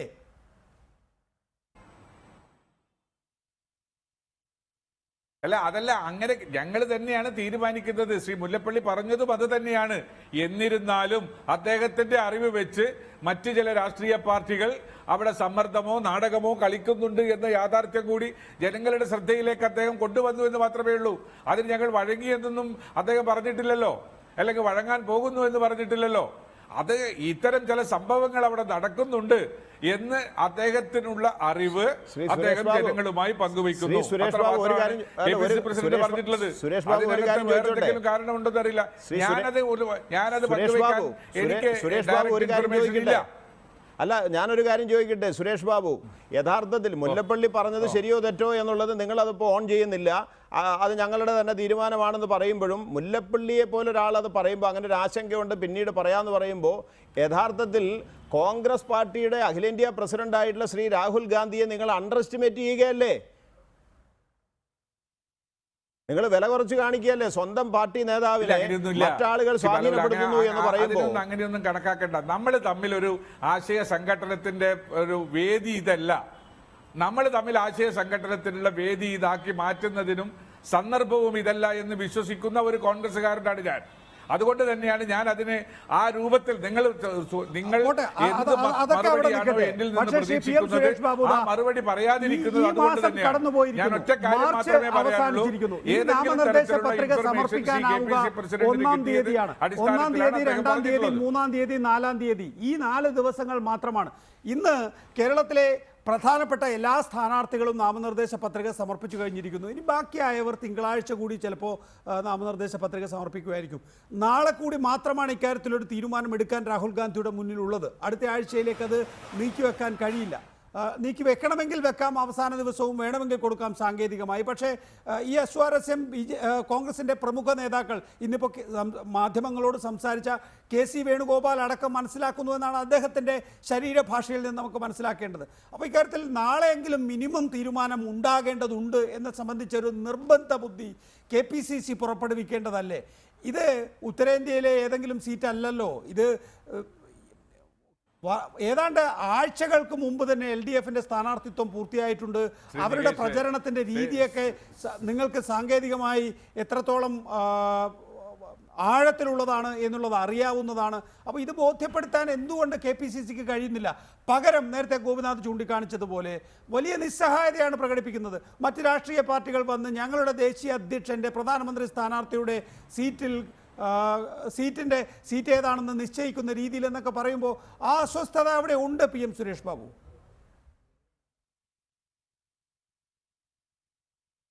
അല്ല, ഇതിനകത്ത് എല്ലാ കാര്യങ്ങളും നമ്മൾ എന്തിനാ ഇങ്ങനെയൊക്കെ പറയാൻ നിൽക്കുന്നത്? ഞാൻ പറയാം, communication between husband and wife is the most secret one. അതേപോലെ തന്നെയാണ് communication between the party leaders is the second secret one. അതാണ് അവർ തമ്മിൽ എന്തൊക്കെയാണ് കമ്മ്യൂണിക്കേറ്റ് ചെയ്തിരിക്കുന്നത് എന്ന് നേതൃത്വമാണല്ലോ പറയുന്നത്. അവർ നേതൃത്വത്തിന്റെ ഭാഗത്തു നിന്നല്ലോ അതിനെക്കുറിച്ച് അഭിപ്രായം ഉണ്ടാകേണ്ടത്. അപ്പോൾ അത്രയും രഹസ്യമായ കമ്മ്യൂണിക്കേഷൻസ് അത് പരസ്യമാക്കി അല്ലെങ്കിൽ പരസ്യമാവുന്നു എന്ന നിലയ്ക്ക് അല്ലെങ്കിൽ അതാണ് സത്യം എന്ന നിലയ്ക്ക് പ്രചരിപ്പിക്കുന്നത് ഒരു രാഷ്ട്രീയ പ്രസ്ഥാനത്തിന്റെ പ്രവർത്തകൻ എന്നുള്ളതിൽ എന്നെക്കൊണ്ടത് കഴിയില്ല. ഞാനത് ചെയ്യാൻ ഉദ്ദേശിക്കുന്നില്ല. അതുകൊണ്ട് എന്തൊക്കെയാണ് പാർട്ടി നേതൃത്വത്തിനകത്ത് ട്രാൻസ്പയർ ചെയ്യുന്നത് എന്ന് ഒരു പാർട്ടിയും അത് വെളിവാക്കാറില്ല. ബാക്കിയുള്ളത് മുഴുവൻ ഊഹങ്ങളും അടിസ്ഥാനങ്ങളും ഉദ്ദേശിച്ച് വരുന്ന വാർത്തകൾ മാത്രമായിരിക്കും. ഇവിടെ ശ്രീ ഗോപിനാഥ്, എന്തായാലും ഇടതുപക്ഷത്തെ സംബന്ധിച്ചിടത്തോളം വലിയ ആശയക്കുഴപ്പമുണ്ട് ഇക്കാര്യത്തിൽ. രാഹുൽ ഗാന്ധി വരികയാണ് എങ്കിൽ മലബാറിലെ സീറ്റുകൾക്ക് വലിയ തിരിച്ചടി ഉണ്ടാകാനുള്ള സാധ്യത. ഒരു വേവ് ഉണ്ടാവുമല്ലോ രാഹുൽ ഗാന്ധി വന്നാൽ. രാഹുൽ തരംഗം കേരളത്തിൽ ആഞ്ഞടിക്കുമെന്നുള്ളതാണ്. നമുക്കറിയാം 2014 ലോക്സഭാ തെരഞ്ഞെടുപ്പിൻ്റെ ഘട്ടത്തിൽ രാഹുൽ ഗാന്ധി നേരത്തെ സുരേഷ് ബാബുവിനെ ചൂണ്ടിക്കാണിച്ചതുപോലെ പപ്പുമോനായിരുന്നു. അതിൽ നിന്ന് രാഹുൽ ഗാന്ധി കുറേയൊക്കെ മെച്ചപ്പെട്ടിട്ടുണ്ട്. ഇന്നിപ്പോൾ നരേന്ദ്രമോദിയോട് പിടിച്ചു നിൽക്കാൻ കഴിയുന്ന, നരേന്ദ്രമോദിയെ കള്ളൻ എന്ന് നേരിട്ട് വിളിക്കാൻ കഴിയുന്ന നേതാവായി അദ്ദേഹം ഉയർന്നു എന്നതോ അല്ലെങ്കിൽ ആ നിലയിൽ ഒരു ധൈര്യപൂർവ്വം നരേന്ദ്രമോദിയെ നേരിടുന്ന നേതാവായി മാറിക്കഴിഞ്ഞിരിക്കുന്നു എന്നുള്ളതാണ്. അപ്പോൾ 2014 പോലും കേരളത്തിൽ നരേന്ദ്രമോദിയേക്കാൾ റേറ്റിംഗ് ഉണ്ടായിരുന്ന അഭിപ്രായ സർവേകളിൽ നേതാവാണ് രാഹുൽ ഗാന്ധി. അത് 2019 അത് ഉയർന്നിട്ടുണ്ടാകാനേ ഇടയുള്ളൂ. അങ്ങനെ ആകുമ്പോൾ കേരളത്തിൽ രാഹുൽ ഗാന്ധി 23 ദിവസമൊക്കെ ധാരാളമാണ്. 23 ദിവസത്തിലുള്ളൊരു തരംഗമുണ്ടാവുകയാണ് എങ്കിൽ ഉമ്മൻചാണ്ടി പത്തനംതിട്ടയിൽ പ്രവചിച്ചത് 20-20 സീറ്റ് എന്ന 77 റെക്കോർഡ് ആവർത്തിക്കാൻ പോകുന്നുവെന്നാണ്. നികേഷ്, ഞങ്ങൾക്ക് കേരളത്തിലെ ഇടതുപക്ഷ ജനാധിപത്യ മുന്നണി വളരെ ക്ലീൻ സ്ലേറ്റിൽ നല്ല ഒരു പ്ലാറ്റ്ഫോമിലാണ് ഞങ്ങൾ ഇപ്രാവശ്യം 17ാം ലോകസഭയിലെ മത്സര രംഗത്ത് തന്നെ വന്നിട്ടുള്ളത്. ഇടതുപക്ഷ ജനാധിപത്യ മുന്നണി കഴിഞ്ഞ പാർലമെൻറ്റ് തെരഞ്ഞെടുപ്പിൽ നിങ്ങൾ ഓർക്കുന്നുണ്ടോ? ഈ മുന്നണിക്കകത്ത് സ്ഥാനാർത്ഥിത്വവുമായി ബന്ധപ്പെട്ട് ചില തർക്കങ്ങളുണ്ടായിരുന്നു. വീരേന്ദ്രകുമാറിനെ പോലുള്ള ആളുകൾ വേറിട്ട് പോകുന്ന സ്ഥിതിവിശേഷം ഉണ്ടായിരുന്നു. അതെല്ലാം വ്യത്യസ്തമായി ഇന്ന് INL, അതുപോലെ കേരള കോൺഗ്രസ് B, അതുപോലെ ലോക്രാന്തിക് ജനതാദൾ ഉൾപ്പെടെയുള്ള 3 രാഷ്ട്രീയ പാർട്ടികൾ കൂടി ചേർന്നുകൊണ്ട് ഇടതുപക്ഷം വിപുലമായിരിക്കുകയാണ്. വളരെ നേരത്തെ തന്നെ ഏതാണ്ട് 4 ആഴ്ച മുമ്പ് ഞങ്ങളുടെ സ്ഥാനാർത്ഥികളെ ഞങ്ങൾ പ്രഖ്യാപിച്ചു. അതുകൊണ്ട് രാഹുൽ ഗാന്ധി സ്വാഭാവികമായിട്ടും നിങ്ങൾ പറഞ്ഞ പോലെ കോൺഗ്രസിൻ്റെ അനിഷേധനായിട്ടുള്ള നേതാവാണ്. ഇന്ന് അദ്ദേഹത്തെ മാറ്റി കോൺഗ്രസിനകത്ത് ഒന്ന് പറയാൻ അവരെ സംബന്ധിച്ചിടത്തോളം ഇല്ല. എന്നാൽ ഒരു കാര്യം മനസ്സിലാക്കുക, ഇടതുപക്ഷ പ്രസ്ഥാനം ഈ കാര്യത്തിൽ രാഹുൽ ഗാന്ധി ഒരു പ്രധാനമന്ത്രി സ്ഥാനാർത്ഥിയായി കണ്ടിട്ടുമില്ല. നാളെ ഗവൺമെൻറ് രൂപീകരിച്ച്, നേരത്തെ സുരേഷ് ബാബുവും പറഞ്ഞു, യഥാർത്ഥത്തിൽ ഇപ്പോൾ നേരിട്ട് ലോക്സഭാ മെമ്പർമാരെയാണ് തിരഞ്ഞെടുക്കുന്നത്, പ്രധാനമന്ത്രിയല്ല തിരഞ്ഞെടുക്കുന്നത്. അതുകൊണ്ട് അതിന് ശേഷമാണ് വരാവുന്നത്. ഏതായാലും BJP അധികാരത്തിൽ നിന്ന് പോയി കഴിഞ്ഞാൽ വരാവുന്ന BJP ഇതര സംഘടനകളുടെ ഒരു കൂട്ടായ യോജിപ്പിൽ രാഹുൽ ഗാന്ധിക്ക് നിശ്ചയമായും അദ്ദേഹത്തിൻ്റെ കോൺഗ്രസ് പ്രസ്ഥാനത്തിനൊരു പങ്കുണ്ടാകുമെന്ന് തന്നെയാണ് ഇടതുപക്ഷം വിചാരിക്കുന്നത്. ഇടതുപക്ഷം ഒറ്റക്കക്ഷിയായി ഇന്ത്യയിൽ ഗവൺമെൻറ് രൂപീകരിക്കുന്നുള്ളൊരു അവകാശം ഞങ്ങൾ പറഞ്ഞിട്ടില്ല. കേരളത്തിൽ ഇടതുപക്ഷ ജനാധിപത്യ മുന്നണിക്ക് നല്ല സ്കോപ്പുണ്ട്. തീർച്ചയായിട്ടും രാജ്യത്തെ BJPയെ ഫലപ്രദമായി എതിർക്കാൻ കഴിയുക ഇടതുപക്ഷത്തിൻ്റെ കൈകൾക്ക് കൂടിയാണ് എന്നുള്ളത് കേരളത്തിലെ ജനങ്ങളെ പ്രത്യേകം പഠിപ്പിക്കേണ്ട കാര്യമില്ല. അതുകൊണ്ട് കേരളത്തിലെ ജനങ്ങൾ വളരെ ആത്മവിശ്വാസത്തോടു കൂടി ഞങ്ങൾക്ക് മതിയായ സപ്പോർട്ട് തരുമെന്നുള്ള പ്രതീക്ഷ ഉണ്ടാകുമോ ഇല്ലയോ? രാഹുൽ തരംഗം കേരളത്തിൽ ഉണ്ടാകുമോ? ഉണ്ടാവാൻ സാധ്യതയുണ്ടല്ലോ. രാഹുൽ ഗാന്ധിയെ പോലെ ഒരാള് കേരളത്തിനകത്ത് ഒരു സീറ്റിൽ മത്സരിക്കുന്ന ഒരു നില വന്നാൽ കോൺഗ്രസിന്റെ പ്രവർത്തകർക്ക് മറ്റെന്തിനേക്കാൾ കൂടുതൽ ഉത്സാഹമായിരിക്കും. മണ്ഡലങ്ങളിലും കോൺഗ്രസിന്റെ UDFന്റെ വിജയത്തിന് കാരണമാകും.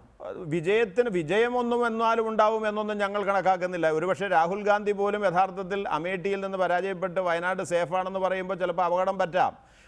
അതല്ലല്ലോ കാണുന്നത്. വയനാട്ടിലെ സീറ്റ് അവിടെ നിൽക്കട്ടെ, വയനാട്ടിലെ സീറ്റിൽ രാഹുൽ ഗാന്ധി ജയിക്കോ ഇല്ലോ എന്നുള്ള കാര്യം ജനം വിലയിരുത്തട്ടെ. ഞാൻ ചോദിക്കുന്നത്, കേരളത്തിലെ 20 മണ്ഡലങ്ങളിൽ രാഹുൽ ഗാന്ധി നാളെ ഒരു തീരുമാനമെടുക്കും. നാളെ അദ്ദേഹം കർണാടകത്തിലുണ്ട്. കർണാടകത്തിൽ വന്നിട്ട് ദക്ഷിണേന്ത്യയിലെ സീറ്റിൻ്റെ കാര്യത്തിൽ അദ്ദേഹം ഉറച്ച ചില വാക്കുകൾ പറയുമെന്നാണ് കോൺഗ്രസ്സുകാർ വിശ്വസിക്കുന്നത്. അതുകൊണ്ട് ഏതാണ്ട് 24 മണിക്കൂറിൻ്റെ കാത്തിരിപ്പ് മാത്രമേ ഉണ്ടാകൂ എന്ന പ്രതീക്ഷയിലാണ് അഡ്വക്കേറ്റ് PM സുരേഷ് ബാബു അടക്കമുള്ളവർ ഇരിക്കുന്നത്. എൻ്റെ ചോദ്യം, രാഹുൽ ഗാന്ധി നാളെ വയനാട്ടിൽ വരാൻ തീരുമാനിക്കുകയാണെങ്കിൽ 23 ദിവസം UDF തരംഗം രാഹുൽ തരംഗം UDF തരംഗമായി മാറുകയും 20 സീറ്റുകളിൽ നമ്മൾ ജയിക്കുമെന്നുമാണ് പത്തനംതിട്ടയിൽ ഉമ്മൻചാണ്ടി പറഞ്ഞത്. താങ്കളുടെ അഭിപ്രായം എന്താ? അല്ല, ഇന്നത്തെ ദേശീയ രാഷ്ട്രീയത്തിൽ രാജ്യമാകെ ആഗ്രഹിക്കുന്ന ഒരു രാഷ്ട്രീയം ഈ തെരഞ്ഞെടുപ്പിനകത്ത് ബാധകമല്ല എന്നുള്ള നിലയിൽ കേരളത്തിലെ കോൺഗ്രസ് നേതാക്കളുടെ വാക്ക് കേട്ട് രാഹുൽ ഗാന്ധിയെ പോലെ പ്രശസ്തനായിട്ടുള്ള കോൺഗ്രസ് നേതാവ് ഇനി കേരളത്തിൽ വന്നാൽ ഇടതുപക്ഷത്തിന്റെ കാലിടറും എന്ന് പറയുന്നതൊക്കെ വെറും തെറ്റിദ്ധാരണയാണ്. കൃത്യമായ ഒരു ന്യായീകരണം രാഹുൽ ഗാന്ധിയുടെ തരംഗം കേരളത്തിൽ ഉണ്ടാകില്ല. 2014 തന്നെ ഞാൻ ചൂണ്ടിക്കാണിച്ചില്ല, വെറും പപ്പുമോനായിരുന്നു രാഹുൽ ഗാന്ധി ആയിരുന്നു നരേന്ദ്രമോദിയേക്കാൾ കൂടുതൽ ആക്സെപ്റ്റബിൾ ആയിട്ടുള്ള ദേശീയ നേതാവ് മലയാളികളെ സംബന്ധിച്ചിടത്തോളം വിവിധ സർവേകൾ പ്രകാരം. 2019 അതങ്ങനെയല്ല എന്ന് നമുക്ക് എല്ലാവർക്കും അറിയാം. കൂടുതൽ പപ്പുമോൻ ഇമേജിൽ നിന്നും ഒരു ദേശീയ നേതാവിന്റെ ഇമേജിലേക്ക് രാഹുൽ ഗാന്ധി മാറിയിരിക്കുന്നു. അപ്പോൾ കേരളത്തിലെ സ്വാഭാവികമായ ഒരു രാഹുൽ തരംഗം ഉണ്ടാകാനിടയില്ലേ? അല്ലല്ല, അങ്ങനെ രാഹുൽ തരംഗം കോൺഗ്രസിനിടയിൽ ഉണ്ടാവും എന്നുള്ളതല്ലാതെ കേരളത്തിലെ അഭ്യസ്തവിദ്യരായിട്ടുള്ള ജനവിഭാഗങ്ങളുടെ ഇടയിൽ കോൺഗ്രസ് നമ്മളൊരു പ്രധാനമന്ത്രി അല്ലല്ല, അവര് രാഷ്ട്രീയമാണ് നോക്കാൻ പോകുന്നത്. കേരളത്തിൽ നിന്ന് ഇന്നേ വരെ ഇത്രയൊക്കെ ഉള്ളൂ. കേരളത്തിൽ നിന്ന് ഇന്നേ വരെ ഒരു പ്രധാനമന്ത്രി സ്ഥാനാർത്ഥി, കേരളത്തിലെ ഒരു മണ്ഡലത്തിൽ നിന്ന് ജയിച്ചു പോയ ആൾ ഇന്ത്യയുടെ പ്രധാനമന്ത്രി ആയിട്ടില്ല. അതിനുള്ള അവസരം കേരളത്തിന് കൈവരികയാണ്. ആ നിലയിൽ പൊലിപ്പിച്ച് പറയും UDF-കാർ. അല്ല, UDF നന്നായി ഉപയോഗിക്കട്ടെ, അതിനകത്തൊന്നും നമുക്ക് തർക്കമില്ല. കോൺഗ്രസിനെ സംബന്ധിച്ചിടത്തോളം രാഹുൽ ഗാന്ധി വരുന്ന അവർക്കൊരു തരംഗം സൃഷ്ടിക്കാനൊക്കെ സഹായിക്കും എന്നുണ്ടെങ്കിലും ഇടതുപക്ഷം അത് കേട്ടിട്ടൊന്നും ഭയപ്പെട്ട് കേരളത്തിൽ നിന്ന് പോകേണ്ട കാര്യമില്ല. അല്ല, കേരളത്തിലെ ഗോപിനാഥ്, താങ്കൾ അംഗീകരിക്കുന്നു ഒരു രാഹുൽ തരംഗം കേരളത്തിലുണ്ടാകും? സ്വാഭാവികമായിട്ടും രാഹുൽ തരംഗം ഉണ്ടാക്കാൻ അവർ ശ്രമിക്കും. പക്ഷേ അതിനേക്കാൾ ഉപരി ഇന്ത്യയിലെ ഇന്നത്തെ 5 കൊല്ലക്കാലമായി BJP ഗവൺമെന്റ് പ്രവർത്തനങ്ങൾ, അതിനെതിരെ രാഹുൽ ഗാന്ധി അടക്കമുള്ള കോൺഗ്രസ്, ഇന്ത്യൻ പാർലമെന്റിൽ രാഹുൽ ഗാന്ധി ഇവിടെ വരുമ്പോൾ കൂടുതൽ അതിനെ മാറ്റുകൂട്ടുകയാണ് ചെയ്യുക. BJP-യുടെ 5 വർഷത്തെ ദുർഭരണത്തിനെതിരെ രാഹുൽ ഗാന്ധി എന്ന പ്രധാനമന്ത്രി സ്ഥാനാർത്ഥിയെ തന്നെ തെരഞ്ഞെടുക്കാനും മറ്റിടങ്ങളിൽ രാഹുൽ ഗാന്ധിയെ പിന്തുണയ്ക്കുന്ന കോൺഗ്രസ് MP-മാരെ തെരഞ്ഞെടുക്കാനുള്ള അവസരമാണ് കേരളത്തിന് ലഭിക്കുക. മൈക്കിൽ അനൗൺസ്മെന്റ് ചെയ്ത് പോകുന്നതിന്റെ വേണമെങ്കിൽ ആ മൈക്ക് അനൗൺസ്മെന്റ് ഞാൻ കേൾപ്പിച്ചു തരാം. അല്ല, കോൺഗ്രസ് ആ വ്യക്തി രാഷ്ട്രീയം അല്ലെങ്കിൽ ആൾദൈവ രാഷ്ട്രീയം പോലെ രാഹുൽ ഗാന്ധിയെ അല്ലെങ്കിൽ നരേന്ദ്രമോദിയെ എല്ലാവരും ഇമേജോടുകൂടി ഉയർത്തി കാണുന്നത് പോലെ കോൺഗ്രസിന് ഒരുപക്ഷെ കഴിഞ്ഞേക്കാം. ഇടതുപക്ഷ പ്രസ്ഥാനം അങ്ങനെ പ്രത്യേകം ആരെയും ഹൈലൈറ്റ് ചെയ്ത് അങ്ങനെ കൊണ്ടുവരുന്നില്ല. ഞങ്ങൾ അങ്ങനെ ഒരു പ്രധാനമന്ത്രി സ്ഥാനാർത്ഥിയെ നിർത്താൻ പറ്റില്ലല്ലോ. ഇല്ല, ഞങ്ങൾ ഗവൺമെന്റ് രൂപീകരിക്കുന്നുള്ള അവകാശവാദവും പറയുന്നില്ല. അത് വിടൂ, മറ്റുള്ളവരെ തെരുവ അല്ല, ഇവിടെ ലോക്സഭാ തെരഞ്ഞെടുപ്പിന്റെ പ്രധാനപ്പെട്ട രാഷ്ട്രീയമാണ് ഇടതുപക്ഷത്തിന്റെ പ്രകടന പത്രിക. പ്രധാനമന്ത്രി സ്ഥാനാർത്ഥിയെ നിർത്താനില്ല, കെൽപ്പില്ല. നിങ്ങൾക്ക് ഒറ്റയ്ക്ക് ഭരിക്കാൻ കഴിയുമെന്നുള്ള അവകാശവാദമില്ല. അപ്പോൾ പിന്നെ ബാക്കിയുള്ളവർക്ക് പ്രധാനമന്ത്രി സ്ഥാനാർത്ഥിയെയും അല്ലെങ്കിൽ ഞങ്ങളെ ഒറ്റയ്ക്ക് ഭരിക്കുമെന്ന് പറയുന്ന അവകാശവാദത്തെയും എങ്ങനെയാണ് നിങ്ങൾക്ക് വിമർശിക്കാനാവുക? നിങ്ങളുടെ കഴിവില്ലായ്മ മറ്റുള്ളവരുടെ ശക്തിയാണ്. നോ, ഞങ്ങളുടെ കഴിവില്ലായ്മയല്ല. ഇന്ത്യൻ രാഷ്ട്രീയത്തിൽ ഇടതുപക്ഷം ഒരു നിർണായകമാണ്. അത് 17ാം ലോകസഭ നമ്മൾ വീണ്ടും കാണാൻ പോവുകയാണ്. കേരളത്തിലടക്കം 2004 വീണ്ടും ആവർത്തിക്കാൻ പോകുന്നത്. മറ്റുള്ളതെല്ലാം തെറ്റിദ്ധാരണകളാ. സർവേകളെ ഒന്നും ഞങ്ങൾ വിശ്വസിക്കുന്നില്ല. ആവർത്തിക്കുമെന്ന് പറയുന്നതിനൊന്നും യുക്തിയില്ല. ഒന്നാം UPA ഗവൺമെന്റ് കാലത്ത് കോൺഗ്രസിന് ഇടതുപക്ഷത്തിന്റെ ശക്തമായ സപ്പോർട്ട് ഉണ്ടായിരുന്നു. കണ്ടീഷണലായിട്ട് ഞങ്ങൾ അതിനകത്ത് ഭരണത്തിൽ കാര്യങ്ങളാണ്. PM സുരേഷ് ബാബു, ഇങ്ങനെ അത് ചെയ്യാമോ? നോക്കൂ, ബംഗാളിൽ ഇടതുപക്ഷവും കോൺഗ്രസും തമ്മിലുള്ള ഒരു ധാരണ ഉണ്ടാകും എന്നതിൻ്റെ അടിസ്ഥാനത്തിൽ ആ പാർട്ടി തങ്ങളുടെ രാഷ്ട്രീയ നയരേഖ തന്നെ മാറ്റിയെഴുതുകയുണ്ടായി. കോൺഗ്രസ് അടക്കമുള്ള ജനാധിപത്യ ശക്തികളുമായി സഹകരിച്ചു പോകേണ്ട ഒരു അടിയന്തര സാഹചര്യം 2014 മുതൽ ഇന്ത്യയിലുണ്ട് എന്നതിൻ്റെ അടിസ്ഥാനത്തിൽ. പക്ഷേ ബംഗാളിൽ സീറ്റുകളുടെ തർക്കത്തിൽ കോൺഗ്രസ്സുകാർ നേരത്തെ ജയിച്ച സിറ്റിംഗ് സീറ്റുകളിൽ, CPM-ൻ്റെ സിറ്റിംഗ് സീറ്റുകളിൽ സ്ഥാനാർത്ഥിയെ നിർണ്ണയിക്കുകയും അതൊക്കെ തന്നെയും അവതാളത്തിലാവുകയും ചെയ്തു. ഇന്നിപ്പോൾ എല്ലാ സീറ്റുകളിലും CPM-ഉം കോൺഗ്രസും നേരിട്ട് മത്സരിക്കുകയാണ്. 2-3 സീറ്റുകൾ മാറ്റിയിട്ടുണ്ടെന്നുള്ളത് ഞാൻ അവഗണിക്കുന്നില്ല. എങ്കിൽ പോലും അതൊന്നും അല്ലല്ലോ ഉദ്ദേശിച്ചിരുന്നത്. ഇവിടെ കേരളത്തിൽ വന്ന് ഇപ്പോൾ കെ.എൻ. ഗോപിനാഥ് പോലും ചൂണ്ടിക്കാണിക്കുന്നത് രാഹുൽ ഗാന്ധി മത്സരിക്കുകയാണ് എങ്കിൽ രാഹുലിൻ്റെതായിട്ടുള്ളൊരു തരംഗം സൃഷ്ടിക്കാൻ കോൺഗ്രസ് ശ്രമിക്കും. അത് കോൺഗ്രസിനകത്തെങ്കിലും ഏറ്റവും കുറഞ്ഞത് ഉണ്ടാകുമെന്നുമാണ്. അപ്പോൾ CPM-ന് മുച്ചൂടും ഇല്ലാതാക്കുക എന്നുള്ള ഒരു സമീപനത്തിലേക്ക് BJP എന്തായാലും നിങ്ങൾക്ക് അതിന് കഴിയില്ല 2019 എങ്കിലും എന്നുള്ളത് സ്പഷ്ടമാണ്. CPM-നെ മുച്ചൂടും അല്ലെങ്കിൽ ഇടതുപക്ഷത്തെ മുച്ചൂടും നശിപ്പിക്കുക എന്നുള്ളതായിരിക്കും യഥാർത്ഥത്തിൽ ഫലത്തിൽ ഇവരുടെയൊക്കെ വാക്കുകൾ കേൾക്കുമ്പോൾ കോൺഗ്രസ് ഉദ്ദേശിക്കുന്ന രാഷ്ട്രീയം. കേരളത്തിലെ കോൺഗ്രസും അതാണ് ആഗ്രഹിക്കുന്നത്. കോൺഗ്രസ് അങ്ങനെ ഒരു രാഷ്ട്രീയം ഉദ്ദേശിക്കുന്നതായിട്ട് എൻ്റെ കേരളത്തിലെ അല്ല, ഇന്ത്യ രാജ്യത്ത് തന്നെ കോൺഗ്രസ് അങ്ങനെ ഒരു രാഷ്ട്രീയ ഉദ്ദേശം ഉണ്ട് എന്ന് എന്നെ സംബന്ധിച്ചിടത്തോളം ഞാൻ വിശ്വസിക്കുന്നില്ല. പശ്ചിമ ബംഗാളിൽ നടന്നിട്ടുള്ള കാര്യങ്ങളിൽ പൂർണ്ണമായും അതൊരു വിശാല മതേതര ജനാധിപത്യ സഖ്യത്തിൻ്റെ സന്ദേശത്തിന് ഉൾക്കൊള്ളുന്നതാണ് പശ്ചിമ ബംഗാളിൽ നടന്നത് എന്ന അഭിപ്രായവും എനിക്കില്ല. അതുകൊണ്ട് അവിടെ ഇനിയും മാറ്റങ്ങൾ ഉണ്ടാകാനുള്ള സാധ്യതയാണ് ഞാൻ മുൻകൂട്ടി കാണുന്നത്. അതുകൊണ്ട് അന്തിമമായൊരു തീരുമാനത്തിൽ എത്തുന്നതിന് മുമ്പേ CPM അവിടെ തൃണമൂൽ കോൺഗ്രസും BJP-ക്കെതിരാണ്. അപ്പോൾ അതാവുന്നില്ല, CPM കോൺഗ്രസുമായി സഖ്യത്തിലേക്കാനും കോൺഗ്രസുമായി സഹകരിക്കാനും മറ്റേത് സംസ്ഥാനങ്ങളിലെ പാർട്ടി ഘടകം തീരുമാനിക്കുന്നതിന് മുമ്പ് തീരുമാനിച്ചിട്ടുള്ള ഒരു സംസ്ഥാനം എന്നുള്ള നിലയിൽ ആ സംസ്ഥാനത്തെ പ്രവർത്തകന്മാരുടെ വികാരത്തെ ഉൾക്കൊള്ളേണ്ടതാണ് കോൺഗ്രസ് നേതൃത്വം എന്ന് തന്നെയാണ് എൻ്റെ വിശ്വാസം. പിന്നെ അവിടുത്തെ 2 സ്ഥാനാർത്ഥി പ്രശ്നങ്ങളാണെങ്കിൽ, മത്സരിച്ച പ്രശ്നങ്ങളാണെങ്കിൽ കേവലം 2000-നോ 3000 വോട്ടിനോ നേരിട്ട് മത്സരത്തിൽ കോൺഗ്രസ് പരാജയപ്പെട്ട 2 മണ്ഡലങ്ങളായതുകൊണ്ട് അത് വിട്ടുകൊടുക്കാൻ അവർക്ക് പ്രയാസമുണ്ടാകും എന്നതാണ് ആ സ്ഥാനാർത്ഥിത്വത്തിന്റെ ഒരു പ്രശ്നം. BJP അല്ല തോൽപ്പിച്ചിട്ട് CPM അവിടെ വന്നത്. CPMന്റെ സിറ്റിംഗ് MP മാർ വന്നത് കോൺഗ്രസിനെ തോൽപ്പിച്ചിട്ട് വന്നിട്ടുള്ള സീറ്റാണ് എന്ന് മനസ്സിലാക്കിയിട്ടുണ്ട്. അത് ഏതായാലും അവിടെ ഒരു ശാശ്വതമായ ഒരു നല്ല പരിഹാരം മാർക്സിസ്റ്റ് പാർട്ടിയും കോൺഗ്രസും ഒക്കെ ഒരുമിച്ച് പോരാടുന്ന ഒരു പോരാട്ട സംസ്കാരം അവിടെ ഉണ്ടാകും. ഒരു കാരണവശാലും 2ാം സ്ഥാനത്തേക്ക് BJPയെ വരുത്താതിരിക്കാനുള്ള ഒരു രാഷ്ട്രീയ ലക്ഷ്യം കോൺഗ്രസിന് ഉണ്ടാകണം എന്നാണ് എൻ്റെ അഭിപ്രായം. ഇപ്പൊ 2ാം സ്ഥാനത്തേക്ക് BJP വരുന്ന ഒരു സ്ഥിതി ഉണ്ടാകുന്നു എന്ന് മാധ്യമങ്ങളിൽ കാണുന്നു. അത് വരുത്താതിരിക്കാനുള്ള ആർജവവും ഊർജ്ജസ്വലതയും കോൺഗ്രസ് പാർട്ടിയുടെ ഭാഗത്തു നിന്നും ഉണ്ടാകണം എന്ന വിശ്വാസക്കാരനാണ് ഞാൻ. ശരി, ബി ബാലഗോപാൽ ഞങ്ങളുടെ ദില്ലി പ്രതിനിധി ടെലിഫോൺ ലൈനിലുണ്ട്. ബാലഗോപാൽ, രാഹുൽ ഗാന്ധിയുടെ ഇന്നലത്തെ അമർ ഉജാലയുടെയും PTIയുടെയും അഭിമുഖം, ആ 2 അഭിമുഖങ്ങളിലും രാഹുൽ ഗാന്ധി ചൂണ്ടിക്കാണിച്ചത് വളരെ വേഗത്തിൽ ഇക്കാര്യത്തിൽ തീരുമാനമെടുക്കുമെന്നാണ്. ഇന്ന് സംഘടനാ ജനറൽ സെക്രട്ടറി ശ്രീ KC വേണുഗോപാലും ഇക്കാര്യത്തിൽ രാഹുലാണ് തീരുമാനമെടുക്കേണ്ടത് എന്ന് പറയുമ്പോൾ അവിടെ ഹൈക്കമാൻഡ് ഇല്ല, തെരഞ്ഞെടുപ്പ് സമിതിയില്ല, രാഹുൽ വ്യക്തിപരമായി എടുക്കേണ്ട തീരുമാനമാണത്. അത് എപ്പോഴുണ്ടാകുമെന്നത് സംബന്ധിച്ച് എന്തെങ്കിലും സൂചന നമുക്ക് ലഭ്യമാണോ? നികേഷ്, എന്തായാലും വ്യാഴാഴ്ചക്കുള്ളിൽ തീരുമാനം ഉണ്ടായാലേ സാധിക്കൂ. കാരണം വ്യാഴാഴ്ചയാണ് ഈ തെരഞ്ഞെടുപ്പിന്റെ നാമനിർദ്ദേശ പത്രിക. കേരളത്തിലാണെങ്കിലും കർണാടകത്തിൽ 2ാം ഘട്ടത്തിൽ തെരഞ്ഞെടുപ്പ് നടക്കുന്ന മണ്ഡലങ്ങളിലാണെങ്കിലും നാമനിർദ്ദേശ പത്രിക നൽകേണ്ട അവസാന തീയതി. ഇതിൽ തന്നെ ചൊവ്വാഴ്ച കോൺഗ്രസിന്റെ പ്രകടന പത്രിക ദില്ലിയിൽ പുറത്തിറക്കുന്ന ചടങ്ങ് ഉള്ള ദിവസമാണ്. അന്ന് കോൺഗ്രസ് പ്രസിഡന്റ് ഏതായാലും അദ്ദേഹം ദില്ലി വിട്ട് സഞ്ചരിക്കാനുള്ള സാധ്യതയില്ല. നാളെ കോൺഗ്രസ് പ്രസിഡന്റ് രാഹുൽ ഗാന്ധി കർണാടക സന്ദർശനത്തിലാണ്. കർണാടകത്തിൽ അദ്ദേഹം ബാംഗ്ലൂരിൽ ഒരു വിശാലമായ, അതായത് ദേവഗൌഡ ഉൾപ്പെടെ പങ്കെടുക്കുന്ന ഒരു വലിയ റാലിയിൽ കോൺഗ്രസ് പ്രസിഡന്റ് പങ്കെടുക്കുകയും ചെയ്യുന്നുണ്ട്. ഇന്നലെ വൈകിട്ടും ഇന്ന് രാവിലെയുമൊക്കെ ദില്ലിയിൽ പ്രചരിച്ചിരുന്ന കഥ, ഈ ബാംഗ്ലൂർ റാലിക്ക് മുമ്പ് കോൺഗ്രസ് പ്രസിഡന്റ് ഇത് സംബന്ധിച്ചുള്ള തീരുമാനം എടുക്കും എന്നതായിരുന്നു. എന്നാൽ പിന്നീട് AICCയിൽ നിന്ന് യാതൊരു തരത്തിലുള്ള സൂചനകൾ പോലും ഇക്കാര്യത്തിൽ പുറത്തു വരുന്നില്ല എന്നതാണ് ഏറ്റവും പ്രധാനപ്പെട്ട കാര്യം. പക്ഷേ നമുക്ക് ലഭിക്കുന്ന സൂചനകൾ അനുസരിച്ച് 2 മണ്ഡലത്തിൽ രാഹുൽ ഗാന്ധി മത്സരിക്കുമെന്ന കാര്യത്തിൽ ഇനി വലിയ തോതിലുള്ള സംശയങ്ങൾക്ക് സ്ഥാനമില്ല. പക്ഷേ 2ാമത്തെ മണ്ഡലം വയനാടാണോ അല്ലയോ എന്ന കാര്യത്തിലാണ് അറിയേണ്ടതായി ഉള്ളത്.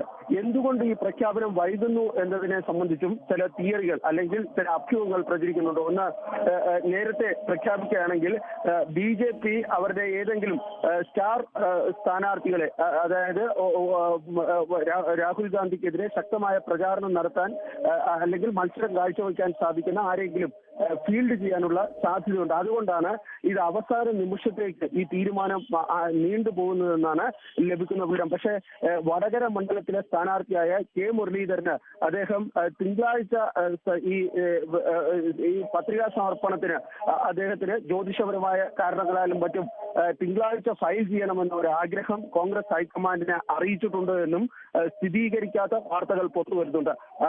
അങ്ങനെയാണെങ്കിൽ വടകരയുടെ പ്രഖ്യാപനം അതിനു മുമ്പ് ഉണ്ടാകുമോ എന്നതാണ്, അത് ഇത് രണ്ടും ഒന്നിച്ചുണ്ടാകുമോ എന്നതാണ് അറിയേണ്ടതായുള്ളത്. പക്ഷേ നിലവിൽ ഇത് സംബന്ധിച്ച് ഇന്ന് രാവിലെ പല ദേശീയ മാധ്യമങ്ങളും ഇന്നലെ PTI റിപ്പോർട്ടിനെ കോട്ട് ചെയ്തുകൊണ്ട് രാഹുൽ ഗാന്ധിയുടെ 2ാമത്തെ മണ്ഡലം വയനാട് ആകുമെന്ന സൂചനകൾക്ക് അടിസ്ഥാനമായാണ് വാർത്തകൾ റിപ്പോർട്ട് ചെയ്യുന്നത്. പക്ഷേ ഞാൻ നേരത്തെ സൂചിപ്പിച്ചതുപോലെ തന്നെ കഴിഞ്ഞ ഒരു 5-6 മണിക്കൂറായി ഇത് സംബന്ധിച്ചുള്ള യാതൊരു തരത്തിലുള്ള സൂചനകളും കോൺഗ്രസിന്റെ ഒരു നേതാക്കളും ഇപ്പോൾ പങ്കുവയ്ക്കുന്നില്ല.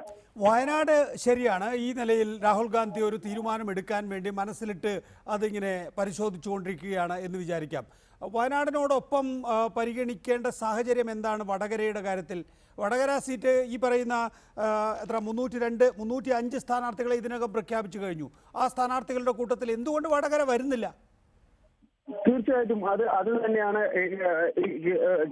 നേരത്തെ KPCCയും അതുപോലെ തന്നെ വടകരയിലെ കോൺഗ്രസ് സ്ഥാനാർത്ഥിയെ K മുരളീധരനെയും ഒക്കെ വലിയ തോതിൽ അസ്വസ്ഥപ്പെടുത്തുന്ന ഒരു ഘടകമായി പറയുന്നത്. കാരണം നിലവിൽ K മുരളീധരനെ കോൺഗ്രസിന്റെ ഔദ്യോഗിക സ്ഥാനാർത്ഥിയായി KPCC അദ്ദേഹത്തോട് തെരഞ്ഞെടുപ്പ് പ്രചരണം നടത്താൻ നിർദ്ദേശിച്ചിട്ടുണ്ട്. AICC അദ്ദേഹത്തോട് തെരഞ്ഞെടുപ്പ് പ്രചരണം നടത്താൻ നിർദ്ദേശിച്ചിട്ടുണ്ട്. പക്ഷേ ഔദ്യോഗികമായി പ്രഖ്യാപിക്കാതെ എങ്ങനെ ഈ നാമനിർദ്ദേശ പത്രിക സമർപ്പിക്കുമെന്ന ആശങ്കയിലാണ് K മുരളീധരനോട് ഒപ്പമുള്ളവർ.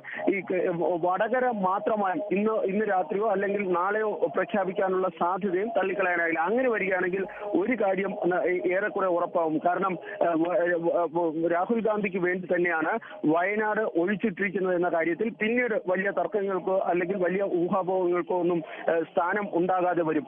ഈ BJPയുടെ എന്ന വലിയ വെല്ലുവിളി, കാരണം BJPയുടെ ഏതെങ്കിലും പൊട്ടൻഷ്യൽ സ്റ്റാർ ക്യാമ്പയിനറും സ്ഥാനാർത്ഥികൾ ഈ മണ്ഡലത്തിൽ വരുന്നതിനുള്ള സമയം നൽകാതിരിക്കുന്നതിനു വേണ്ടിയാണ് ഇത്തരത്തിൽ ഇത് വയനാടായിക്കോട്ടെ അല്ലെങ്കിൽ കർണാടകത്തിലെ വേറെ ഏതെങ്കിലും ഒരു മണ്ഡലമായിക്കോട്ടെ അതുകൊണ്ടാണ് ഈ പ്രഖ്യാപനം വൈകുന്നതെന്നാണ് ചില കോൺഗ്രസ് വൃത്തങ്ങളിൽ നിന്ന് ലഭിക്കുന്ന സൂചന. കാരണം സമാനമായ രീതിയിലായിരുന്നു 1999 ബെല്ലാരിയിൽ മത്സരിച്ചപ്പോൾ സോണിയാഗാന്ധി ഏറ്റവും അവസാന ദിവസമാണ് അവിടെ ആദ്യം സ്ഥാനാർത്ഥിയായി പ്രഖ്യാപിച്ചിരുന്ന KC കൊണ്ടയ്യ അദ്ദേഹത്തിന്റെ 2 റൗണ്ട് പ്രചരണം കഴിഞ്ഞതിന് ശേഷമാണ് ഹൈദരാബാദിൽ നിന്ന് പ്രത്യേക ഹെലികോപ്റ്ററിൽ ബെല്ലാരിയിലെത്തി അന്ന് ഉച്ചയ്ക്ക് ഈ നാമനിർദ്ദേശ പത്രിക സമർപ്പിക്കുന്ന ഒരു സാഹചര്യം, അത്തരം ഒരു ചരിത്രം മുമ്പ് ഉണ്ടായിരുന്നു. പക്ഷെ അന്ന് BJPയുടെ കയ്യിൽ കേന്ദ്രഭരണം ഉണ്ടായിരുന്നതിനാലും സോണിയ ഇത്തരത്തിലൊരു നീക്കം നടത്തുമെന്ന അനുമാനം ഉണ്ടായിരുന്നതിനാലും സുഷമ സ്വരാജിനും ഈ പത്രിക സമർപ്പിക്കാൻ, അതായത് പത്രികാ സമർപ്പണം അവസാനിക്കുന്നതിന് കേവലം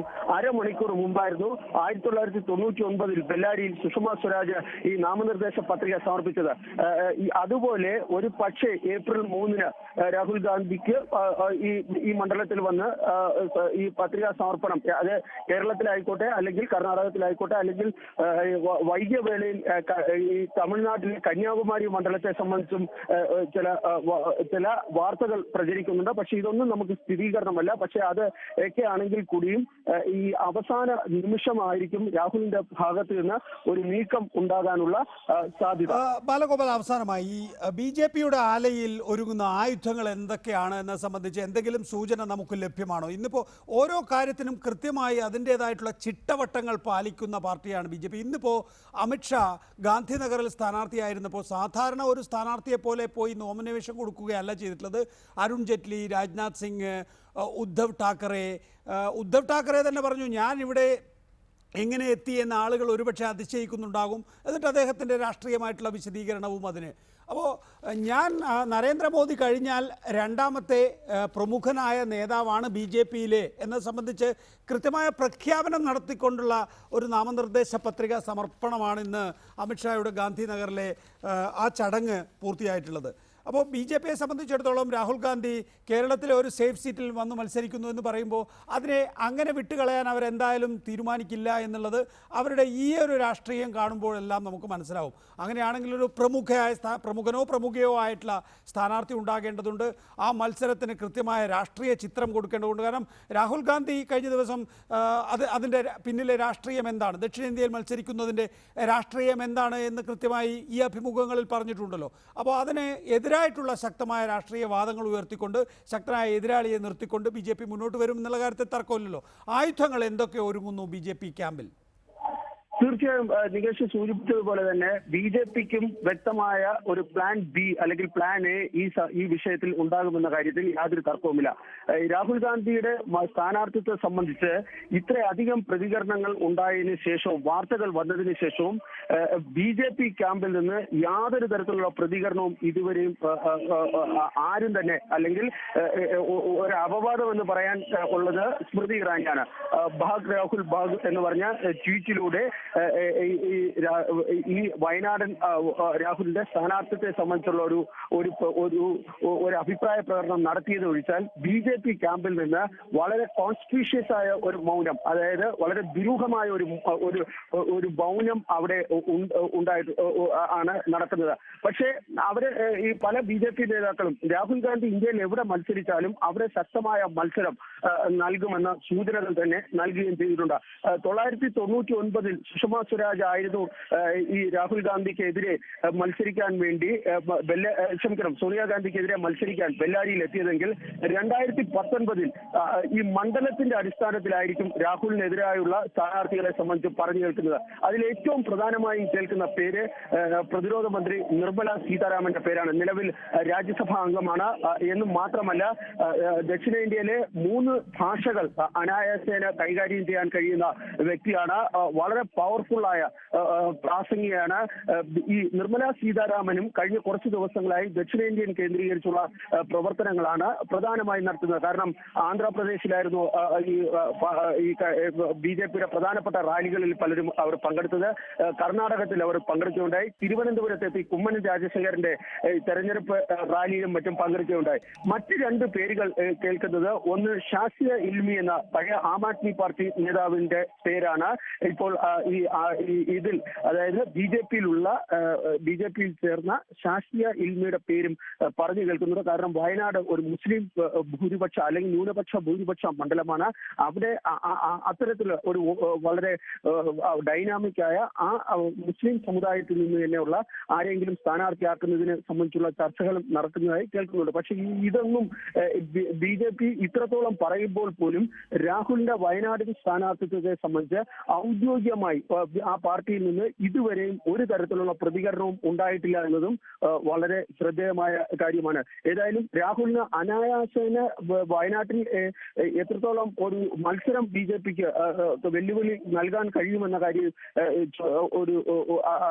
ആ പാർട്ടിക്ക് വേണ്ട സംഘടനാ സംവിധാനം ഈ മണ്ഡലത്തിൽ ഉണ്ടാകില്ല. പക്ഷേ എന്നിരുന്നാൽ കൂടിയും ദേശീയ തലത്തിൽ ശ്രദ്ധ ആകർഷിക്കുന്ന തരത്തിലുള്ള ഇടപെടലുകൾ ആ വയനാട്ടിൽ നിന്ന് ഉണ്ടാക്കാൻ വേണ്ടി BJP സ്വാഭാവികമായി ശ്രമിക്കുന്നതായി. അഡ്വക്കേറ്റ് PM സുരേഷ് ബാബു, ഇപ്പോൾ ശരിയാണ്, BJPയുടെ ഭാഗത്ത് നിന്ന് ശക്തമായിട്ടുള്ള എതിർപ്പ് രാഹുൽ ഗാന്ധിക്ക് ഉണ്ടാകുമെന്നുള്ള കാര്യത്തിൽ തർക്കമില്ല. അതിനെ പ്രതിരോധിക്കുന്നതിന് വേണ്ടിയുള്ള മറുതന്ത്രങ്ങളും കോൺഗ്രസ് ആലോചിക്കുന്നുണ്ട് എന്നുള്ളതാണ്. അപ്പോൾ അമേഠിയിലും റായ്ബറേലിയിലും ശക്തമായിട്ടുള്ള BJPയുടെ സ്ഥാനാർത്ഥികൾ വരുന്നു. അമേഠിക്ക് പുറമെ രാഹുൽ ഗാന്ധി വയനാട്ടിലോ അല്ലെങ്കിൽ ദക്ഷിണേന്ത്യയിലെ മറ്റേതെങ്കിലും സീറ്റിലോ മത്സരിക്കുകയാണ് എങ്കിൽ BJP ഉയർത്താൻ പോകുന്ന രാഷ്ട്രീയ വിമർശനങ്ങൾ കണക്കിലെടുത്ത് പ്രധാനമന്ത്രിയുടെ വാരണസി സീറ്റിൽ പ്രിയങ്ക ഗാന്ധിയെ മത്സരിപ്പിക്കുക എന്നുള്ളൊരു സ്ട്രാറ്റജി പോലും കോൺഗ്രസ് ആലോചിക്കുന്നു എന്നുള്ളതാണ്. അപ്പോൾ ഇക്കാര്യത്തിൽ ശരിയാണ്, ഇപ്പോൾ എടുക്കുന്ന സമയം വിവിധങ്ങളായിട്ടുള്ള ആക്രമണങ്ങൾ ഉണ്ടാകുമ്പോൾ ഏതൊക്കെ നിലയിൽ പ്രതിരോധിക്കുമെന്നത് സംബന്ധിച്ചിട്ടുള്ള ഒരു ഫൈനലൈസേഷന് വേണ്ടിയിട്ടായിരിക്കും. ആ നിലയിൽ ഒരു ഫൈനലൈസേഷൻ എന്ന് പറയുമ്പോൾ പ്രിയങ്ക കൂടി തെരഞ്ഞെടുപ്പ് രാഷ്ട്രീയത്തിലേക്ക് ഇറങ്ങുക എന്നുള്ളതാണോ കോൺഗ്രസ് ആഗ്രഹിക്കുന്നതും ആലോചിക്കുന്നതും? PM സുരേഷ് ബാബു, അത് 2-3 ദിവസം ഒരാഴ്ചയോളമായി അങ്ങനെ ഒരു അഭ്യൂഹം ഇന്ത്യൻ രാഷ്ട്രീയത്തിൽ ഉയർന്നു വന്നിട്ടുണ്ട്. അവരോട് തന്നെ ആരോ ചോദിച്ചപ്പോൾ മത്സരിക്കുന്നുണ്ടോ എന്ന് ചോദിച്ചപ്പോൾ മത്സരിക്കാം, പാർട്ടി ആവശ്യപ്പെട്ടാൽ മത്സരിക്കാം, എവിടെയാണ് എന്ന് ചോദിച്ചപ്പോൾ വാരാണസിയിലായാൽ എന്താ എന്നുള്ളൊരു ചോദ്യവും ഒരു മറുചോദ്യമാണ് അവർ ഉന്നയിച്ചിട്ടുള്ളത്. ഇപ്പം കൃത്യമായി എനിക്ക് അതിനെക്കുറിച്ച് പറയാൻ കഴിയില്ല. ശ്രീ രാഹുൽ ഗാന്ധി അടക്കം ഈ അടുത്ത സമയത്ത് പറഞ്ഞു കേട്ടത് that is she to decide, അവർ തീരുമാനിക്കണം എന്നുള്ള നിലക്കാണ് കോൺഗ്രസ് പാർട്ടിയുടെ നേതൃത്വം അത് കൈകാര്യം ചെയ്തിട്ടുള്ളത്. ഏത് തരത്തിലാണ് ഈ തെരഞ്ഞെടുപ്പ് രംഗത്ത് ശ്രീ പ്രിയങ്ക ഗാന്ധിയുടെ റോള് എന്നത് ഇപ്പൊ പെട്ടെന്ന് തന്നെ വന്നിട്ടുള്ളതായതുകൊണ്ട് അവരുടെ കൂടെ ഒരു തീരുമാനം ഈ കാര്യത്തിൽ ഉണ്ടാവേണ്ടതുണ്ട് എന്നുള്ളതല്ലാതെ എനിക്ക് ആ കാര്യത്തിൽ നേരിട്ട് ഒരു ഇൻഫർമേഷൻ ഇല്ല, ആർക്കും ഉണ്ടാകില്ല. എങ്കിൽ പോലും ബാലഗോപാൽ, ഒരിക്കൽ കൂടി ഗോരഖ്പൂരിൽ ഒരുപക്ഷെ BJP സ്ഥാനാർത്ഥിയുടെ പതനം ആരും പ്രതീക്ഷിച്ചതായിരുന്നില്ല. ഫൂൽപൂരിൽ ആ നിലയിലൊരു വിജയം കൈവരിക്കാൻ കഴിയുമെന്നുള്ളത് മഹാഗഠബന്ധൻ എന്ന അന്നത്തെ സങ്കല്പത്തിൻ്റെ പ്രതീക്ഷയോ ആഗ്രഹമോ മാത്രമായിരുന്നു. വാരണസിയിൽ പ്രിയങ്ക ഗാന്ധിയെ പോലൊരു സ്ഥാനാർത്ഥിയെ മത്സരിപ്പിക്കുകയാണ് കോൺഗ്രസ് എങ്കിൽ അവിടെ SP-BSP സഖ്യത്തിൻ്റെ പിന്തുണ, ഈ 2 മണ്ഡലങ്ങളിലാണ് നിലവിൽ SP-BSP സഖ്യം പിന്തുണ പ്രഖ്യാപിച്ചിട്ടുള്ളത് എങ്കിൽ തന്നെയും ഒരുപക്ഷെ ഒരു പുതുക്കിയ പിന്തുണ വേണമെങ്കിൽ വാരണസിയിൽ പ്രിയങ്ക ഗാന്ധിക്ക് ലഭിച്ചേക്കാം.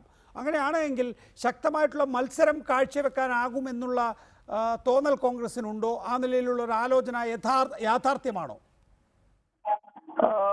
സ്വാഭാവികമായും പ്രിയങ്ക ഗാന്ധി മത്സരിക്കുകയാണെങ്കിൽ, പ്രിയങ്ക ഗാന്ധി അല്ല, പൊതുവെ ദേശീയ തലത്തിൽ തന്നെ പ്രതിപക്ഷ പാർട്ടികൾക്കിടയിൽ ഉണ്ടായിട്ടുള്ള ഒരു പ്രധാനപ്പെട്ട ഒരു വാദം എന്തെന്നാൽ ഈ വാരണാസിയിൽ നരേന്ദ്രമോദിക്കെതിരെ ഒരു ഒറ്റ പ്രതിപക്ഷ സ്ഥാനാർത്ഥിയെ നിർത്തണം. ആ സ്ഥാനാർത്ഥിക്ക് ലഭിക്കുന്ന വോട്ടുകൾ ഭിന്നിക്കാതിരിക്കുന്നതിന് പരമാവധി വോട്ടുകൾ സമാഹരിക്കുന്ന ഒരു സാഹചര്യം ഉണ്ടാകണം എന്നതാണ്. പക്ഷെ നമുക്ക് അറിയാവുന്നത് പോലെ തന്നെ വാരണാസിയിൽ ശക്തമായ BJPക്ക് ഈ 1990-കൾക്ക് ശേഷം BJPയുടെ ഏറ്റവും ഒരു ഷുവർ സീറ്റ് എന്ന് പറയാവുന്ന തരത്തിൽ അവർക്ക് വലിയ സംഘടനാ സംവിധാനവും ജനപിന്തുണയുമുള്ള ഒരു മണ്ഡലമാണ്. എന്നിരുന്നാൽ കൂടിയും അവിടെ ഏതെങ്കിലും തരത്തിൽ ഈ പ്രിയങ്ക ഗാന്ധിയുടെ പ്രവർത്തനങ്ങളോ കൊണ്ടോ പ്രിയങ്ക ഗാന്ധിയുടെ സ്ഥാനാർത്ഥിത്വം കൊണ്ടോ പരമാവധി നരേന്ദ്രമോദിക്ക് വെല്ലുവിളി സൃഷ്ടിക്കാൻ സാധിക്കുമെന്ന് തന്നെയാണ് കോൺഗ്രസും ഈ രാഷ്ട്രീയ നിരീക്ഷകരും. ഒരു രാഷ്ട്രീയത്തിൽ ഒരു അട്ടിമറി എന്ന് പറയാൻ വേണ്ടി കഴിയില്ല. പക്ഷെ അത് എന്നിരുന്നാൽ കൂടിയും വലിയ ഒരു വെല്ലുവിളി നരേന്ദ്രമോദിക്ക് ഈ ഇവിടെ അട്ടിമറിയില്ലെങ്കിൽ പോലും വലിയ വെല്ലുവിളി നിർത്താൻ ഏറ്റവും കുറഞ്ഞത് പ്രധാനമന്ത്രിയെ ആ മണ്ഡലത്തിൽ തന്നെ തളച്ചിടാൻ കഴിയുന്ന വിധത്തിലുള്ള ഒരു സ്ഥാനാർത്ഥിത്വമായേക്കുമെന്നതാണ്. കെ ഗോപിനാഥ് അവസാനമായി നോമിനേഷൻ കൊടുത്തു വളരെ വേഗത്തിൽ. അത് കഴിഞ്ഞതിന് ശേഷം 3ഓ 4ഓ റൗണ്ടോ പൂർത്തിയാക്കിയിട്ടുണ്ടാവും അല്ലേ? ഇടതുപക്ഷം സ്ഥാനാർത്ഥികൾ ഇന്ന് നാമനിർദ്ദേശ പത്രിക നൽകി. താങ്കളുടെ തട്ടകമായ എറണാകുളം ജില്ലയിൽ അടക്കം CPM-ൻ്റെ അടക്കമല്ല എല്ലാ സ്ഥാനാർത്ഥികളും നൽകി. അപ്പോൾ 1-2 മണ്ഡലങ്ങളിൽ സ്ഥാനാർത്ഥികളെ പ്രഖ്യാപിച്ചിട്ടില്ല എന്നുള്ള കുറവ് മാത്രമേ ഉള്ളൂ എങ്കിൽ പോലും അതിൻ്റെതായിട്ടുള്ള പരിപാടി ഇത് പൂർണ്ണമായും ഉപയോഗപ്പെടുത്താൻ കഴിയുമെന്നുള്ള ഒരു പ്രതീക്ഷയിലാണ് CPM ഇരിക്കുന്നത്, ഇടതുപക്ഷം ഇരിക്കുന്നത്. തീർച്ചയായിട്ടും നികേഷ്, കേരളത്തിലെ ഇടതുപക്ഷ ജനാധിപത്യ മുന്നണി തികഞ്ഞ ആത്മവിശ്വാസത്തിലാണ്. 17ാം ലോകസഭയിൽ നിർണായകമായി ആര് ഗവൺമെൻറ് രൂപീകരിച്ചാലും BJP രൂപീകരിക്കാൻ സാധ്യതയില്ല എന്നുള്ളതാണ് ദേശീയ രാഷ്ട്രീയ സ്ഥിതിഗതികൾ ഞങ്ങൾ കാണുന്നത്. അതിന് കാരണം കഴിഞ്ഞ 5 കൊല്ലക്കാലത്തെ BJP ഗവൺമെൻറ്റിൻ്റെ ഒരു മതേതര സർക്കാരിൻ്റെ ഏറ്റവും പ്രധാനപ്പെട്ട അണിയറ ശില്പികളായിരിക്കും ഇടതുപക്ഷം. അതിനാവശ്യമായിട്ടുള്ള സംഖ്യ നിങ്ങൾക്ക് കേരളത്തിൽ നിന്ന് അടക്കം ലഭിക്കുമെന്നുള്ളതാണ്. അതെ, വർഗീയതയ്ക്കെതിരെയും ഫാസിസത്തിനെതിരെ ഒരു വാൻഗാർഡ് ആയിരിക്കും ഇടതുപക്ഷം. അതിന് കേരളത്തിലാണ് ഏറ്റവും കൂടുതൽ ഞങ്ങൾക്ക് സീറ്റ് കിട്ടാൻ പോകുന്നത്. നല്ല ആത്മവിശ്വാസത്തോടു കൂടി 4ാം റൗണ്ട് പ്രവർത്തനങ്ങളിലേക്ക് ഞങ്ങൾ വന്നു. ഞങ്ങളുടെ നല്ല ലോഞ്ചിങ് ആണ് ഈ പ്രാവശ്യം ഉണ്ടായിട്ടുള്ളത്. പക്ഷേ അതിന് നല്ല റിസൾട്ട് ഉണ്ടാവും. രാഹുൽ ഗാന്ധി വരുമ്പോൾ അത് എങ്ങനെയായിരിക്കും മാറി മറിയുക എന്നുള്ളതിനെ സംബന്ധിച്ച് നിങ്ങൾക്ക് നിങ്ങളുടേതായ ആശങ്കയുമുണ്ട്. കെ ഗോപിനാഥ്, ഒപ്പം തന്നെ advocate PM Suresh Babu, VV Rajesh, നന്ദി ന്യൂസ് നൈറ്റിൽ സഹായിച്ചത്. നമസ്കാരം.